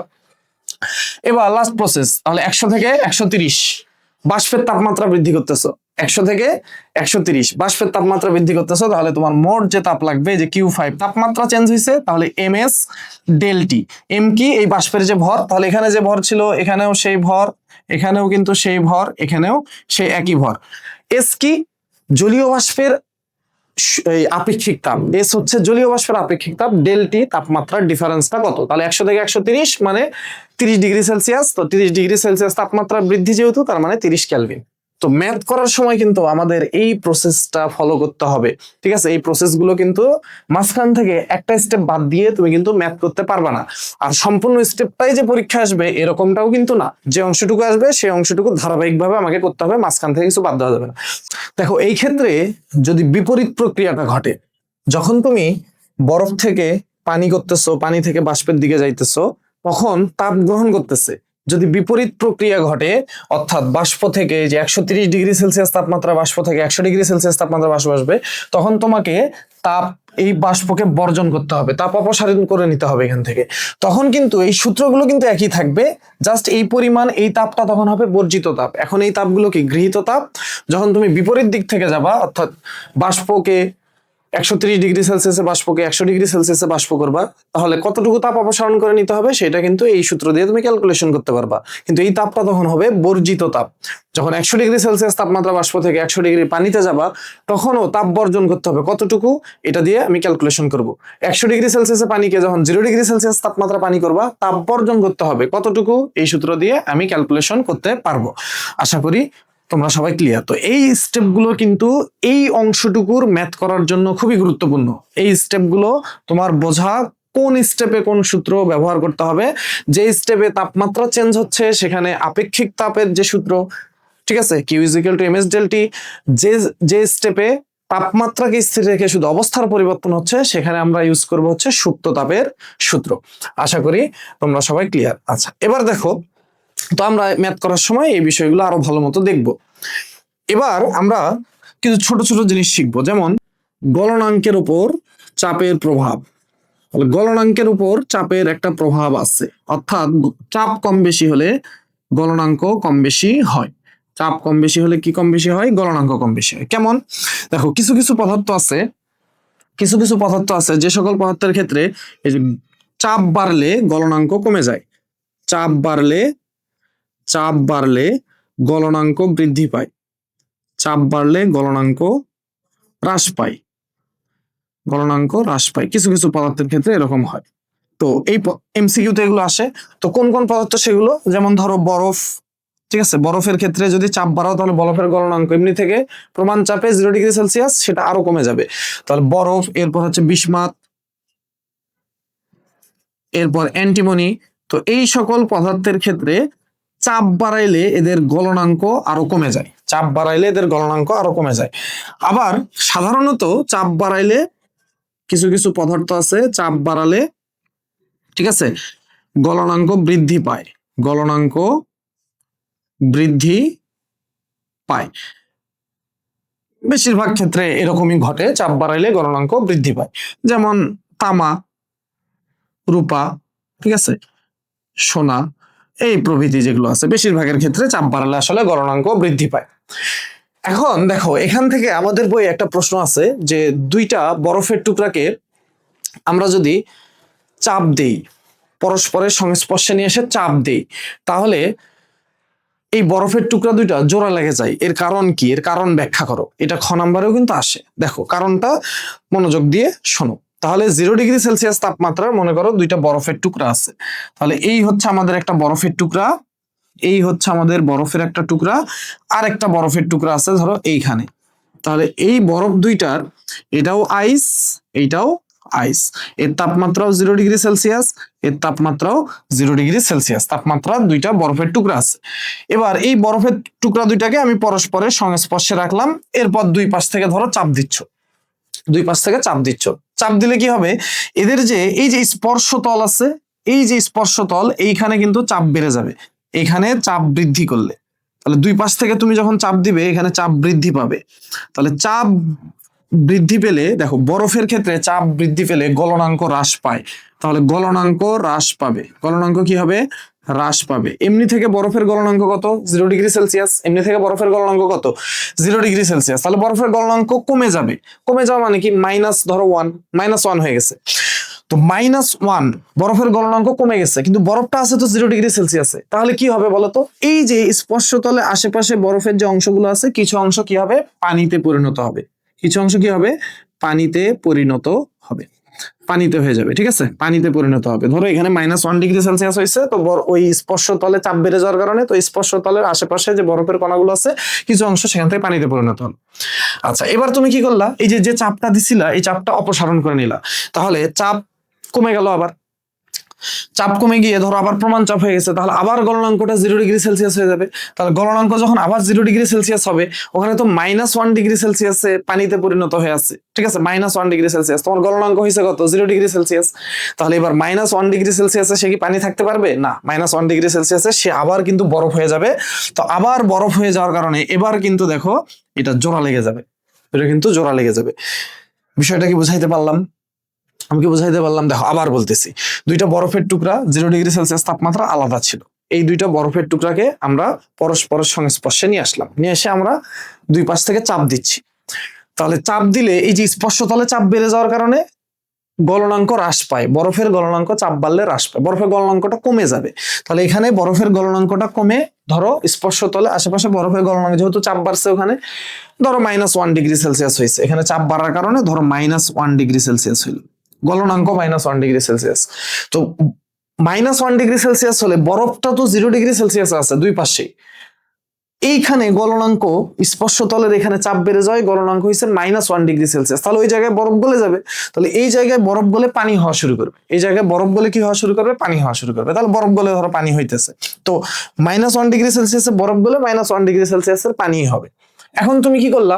তুমি যে চাপ দিয়ে রাখছিলা, এই চাপটা অপসারণ করে নিলা, তাহলে আবার প্রমাণ চাপে চলে আসলো।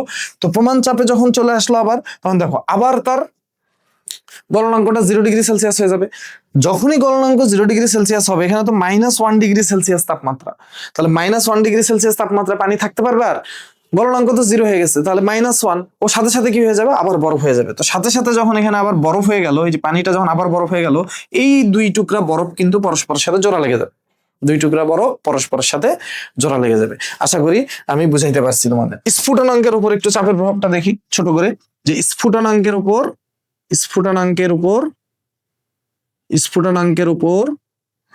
চাপের প্রভাব, স্ফুটনাঙ্কের উপরে চাপের প্রভাবটা কেমন, ঠিক আছে? তো চাপের প্রভাব, চাপ বাড়লে দেখো, চাপ বাড়লে স্ফুটনাঙ্ক বাড়ে, চাপ বাড়লে স্ফুটনাঙ্ক কি হয়? স্ফুটনাঙ্ক বাড়ে, চাপ বাড়লে স্ফুটনাঙ্ক বাড়ে। উল্টাটাও হয়, চাপ যদি কমাও তাহলে চাপ কমালে স্ফুটনাঙ্ক কমে। তো এখান থেকে 2 মার্কের কিন্তু গুরুত্বপূর্ণ দুইটা প্রশ্ন আসে, ঠিক আছে? 2 মার্কে দুইটা গুরুত্বপূর্ণ প্রশ্ন আসে। একটা হচ্ছে, ঠিক আছে, আমরা যখন উঁচুতে চলে যাই, ঠিক আছে, পাহাড় পর্বতের চূড়ায় চলে যাই, এই যে পাহাড়ের চূড়ায় রান্না করা কষ্টকর, পাহাড়ের চূড়ায় রান্না করা কষ্টকর, ব্যাখ্যা করো। রান্না করা কষ্টকর, ব্যাখ্যা করো, ঠিক আছে? এটা একটা প্রশ্ন। আর একটা প্রশ্ন হচ্ছে, প্রেসার কুকারে রান্না তাড়াতাড়ি হয়, প্রেসার কুকারে রান্না তাড়াতাড়ি হয়, ব্যাখ্যা করো। রান্না তাড়াতাড়ি হয়, ব্যাখ্যা করো। এই দুইটা প্রশ্ন কিন্তু এইটা দিয়ে আমরা ব্যাখ্যা করতে পারি, এই যে চাপের উপর স্ফুটনাঙ্কের প্রভাব খুবই গুরুত্বপূর্ণ। এখন দেখো আমি ব্যাখ্যাটা সংক্ষেপে বলতেছি। পাহাড়ের চূড়ায় রান্না করা কষ্টকর। দেখো আমরা ভূপৃষ্ঠ থেকে যত উপরের দিকে যাই, চাপ তত কমে। কি হয়? চাপ তত কমে, মনে থাকবে। ভূপৃষ্ঠ থেকে যত উপরের দিকে যাব, বায়ুমণ্ডলের চাপ তত হ্রাস পায়। তাহলে যত উপরের দিকে যাচ্ছি, পাহাড়ের চূড়ায় চাপ কমে যাচ্ছে, পাহাড়ের চূড়ায় কি হচ্ছে? চাপ কমে যাচ্ছে। চাপ কমে গেলে কি হয়? স্ফুটনাঙ্ক, চাপ কমে গেলে স্ফুটনাঙ্ক কমে, চাপ কমে গেলে স্ফুটনাঙ্ক কমে। তাহলে পানির স্ফুটনাঙ্ক কমে গেছে। ধরো পানির স্ফুটনাঙ্ক ভূপৃষ্ঠে ধরো প্রমাণ চাপে 100°C, এখন তুমি উপরে চলে গেছো, ঠিক আছে, এভারেস্টের চূড়ায় চলে গেছো, তাহলে এভারেস্টের চূড়ায় গেছো, চাপ কমে গেছে। এখানে উপরে গেলে ভূপৃষ্ঠ থেকে যত উপরের দিকে যাবা চাপ কমবে, তাহলে চাপ কমে গেলে তোমার পানির স্ফুটনাঙ্ক কমে গেছে। তার মানে ওখানে ধরো পানি 70°C তাপমাত্রা, মনে করো 70°C তাপমাত্রায় পানির স্ফুটনাঙ্ক হয়ে গেছে, অর্থাৎ 70°C তাপমাত্রা হলেই পানি বাষ্পে পরিণত হচ্ছে। তাহলে এখন তুমি ওখানে রান্না করবা, তাহলে রান্না যে করতেছো তুমি রান্না করার জন্য ধরো তাপ দিচ্ছ, এখন 70°C তাপমাত্রায় পানি বাষ্পে পরিণত হয়ে গেল, ঠিক আছে, পানি বাষ্পে পরিণত হয়ে গেল। তাহলে তোমার যে খাবারগুলো আছে, এই খাবারগুলো কি সিদ্ধ হবে? তারা খাবার সিদ্ধ হওয়ার জন্য কি প্রয়োজনীয় তাপটা নিতে পারবে? না, ঠিক আছে। খুব দ্রুত পানি 70 ডিগ্রি সেলসিয়াস তাপমাত্রায় পৌঁছে যাবে, দ্রুত পানি বাষ্প হয়ে চলে যাবে। তো তোমার রান্নাটা হওয়ার জন্য, খাবারগুলো সিদ্ধ হওয়ার জন্য যে তাপ দরকার ছিল সেই তাপগুলো কিন্তু তারা পাবে না, ফলে খাবার সিদ্ধ হবে না। এই জন্য তোমাকে বলা হইতেছে পাহাড়ের চূড়ায় রান্না করা কষ্টকর। মনে থাকবে? এটা কি মনে থাকবে? তাহলে আবার বলতেছি, ভূপৃষ্ঠ থেকে আমরা যত উপরের দিকে যাই চাপ কমতে থাকে, চাপ কমলে স্ফুটনাঙ্ক কমে। তাহলে স্ফুটনাঙ্ক কমলে তুমি যখন রান্না করবা, তো রান্না করার জন্য তোমার রান্নার যে সামগ্রীগুলো থাকবে, যেহেতু পানির স্ফুটনাঙ্ক কমে গেছে, তাহলে পানির স্ফুটনাঙ্ক যখন কমবে পানি তাড়াতাড়ি বাষ্পে পরিণত হবে, ফলে তোমার যে খাবারগুলো, এই খাবারগুলো সিদ্ধ হওয়ার জন্য প্রয়োজনীয় তাপ নিতে পারবে না, ফলে খাবারগুলো সিদ্ধ হবে না। এই জন্য রান্না করা কিন্তু কষ্টকর। এবার দেখো, প্রেসার কুকারে রান্না তাড়াতাড়ি হয়, ব্যাখ্যা কর। প্রেসার কুকার আবদ্ধ একটা পাত্র, এখন এখানে তুমি তাপ দিচ্ছ, তাপ দিলে পানি ধরো বাষ্পে পরিণত হচ্ছে, তাহলে ওখানে যত বাষ্প বাড়তেছে তাহলে প্রেসার কুকারের চাপ কিন্তু তত বাড়তেছে। এখন প্রেসার কুকারের চাপ বাড়লো, প্রেসার কুকারে চাপ যখন বাড়তেছে সেখানে পানির স্ফুটনাঙ্কও কিন্তু বাড়তেছে, অর্থাৎ পানি সেইখানে আর 100 ডিগ্রি সেলসিয়াস তাপমাত্রায় বাষ্পে পরিণত হচ্ছে না। যখনই ওখানে চাপ বেড়ে গেছে পানি তখন ধরো 120 ডিগ্রি সেলসিয়াস তাপমাত্রায় কি হচ্ছে, 120 ডিগ্রি সেলসিয়াস তাপমাত্রা বাষ্পে পরিণত হচ্ছে। তো পানিকে 120 ডিগ্রি সেলসিয়াস তাপমাত্রায় নিয়ে যাওয়ার জন্য তোমাকে আরো বেশি বেশি তাপ দিতে হবে পানিকে বাষ্পে পরিণত করার জন্য। তো তুমি যখন বেশি তাপ দিবা, ওই যে পানিকে যে তাপ দিতেছো ওখান থেকে কি করবে, তোমার খাদ্য সামগ্রীগুলো কম সময়ে অধিক তাপ নিয়ে দ্রুত সিদ্ধ হবে, কম সময়ে অধিক তাপ নিয়ে কি হবে, দ্রুত সিদ্ধ হবে। ফলে তোমার প্রেসার কুকারের রান্নাটা তাড়াতাড়ি হয়ে যাবে, প্রেসার কুকারের রান্নাটা কি হবে, তাড়াতাড়ি হয়ে যাবে। বুঝাইতে পারলাম? তো আজকের ক্লাসটা আমাদের এই পর্যন্তই, ঠিক আছে? এরপরের ক্লাস আমাদের থিওরিটিক্যাল পড়াশোনা শেষ এই অধ্যায়ের। এরপরের ক্লাসে আমরা হচ্ছে এই যে ক্যালোরিমিতির মূলনীতি, আপেক্ষিকতা, তাপ ধারণ ক্ষমতা, এই রিলেটেড ম্যাথগুলো করব। খুবই গুরুত্বপূর্ণ ম্যাথ, বোর্ডে অসংখ্যবার এই ক্যালোরিমিতির মূলনীতি থেকে প্রশ্ন আসছে। তো পরের ক্লাসটা দেখার আমন্ত্রণ জানিয়ে আজকে এখানেই শেষ করতেছি। ধন্যবাদ সবাইকে, আসসালামু আলাইকুম।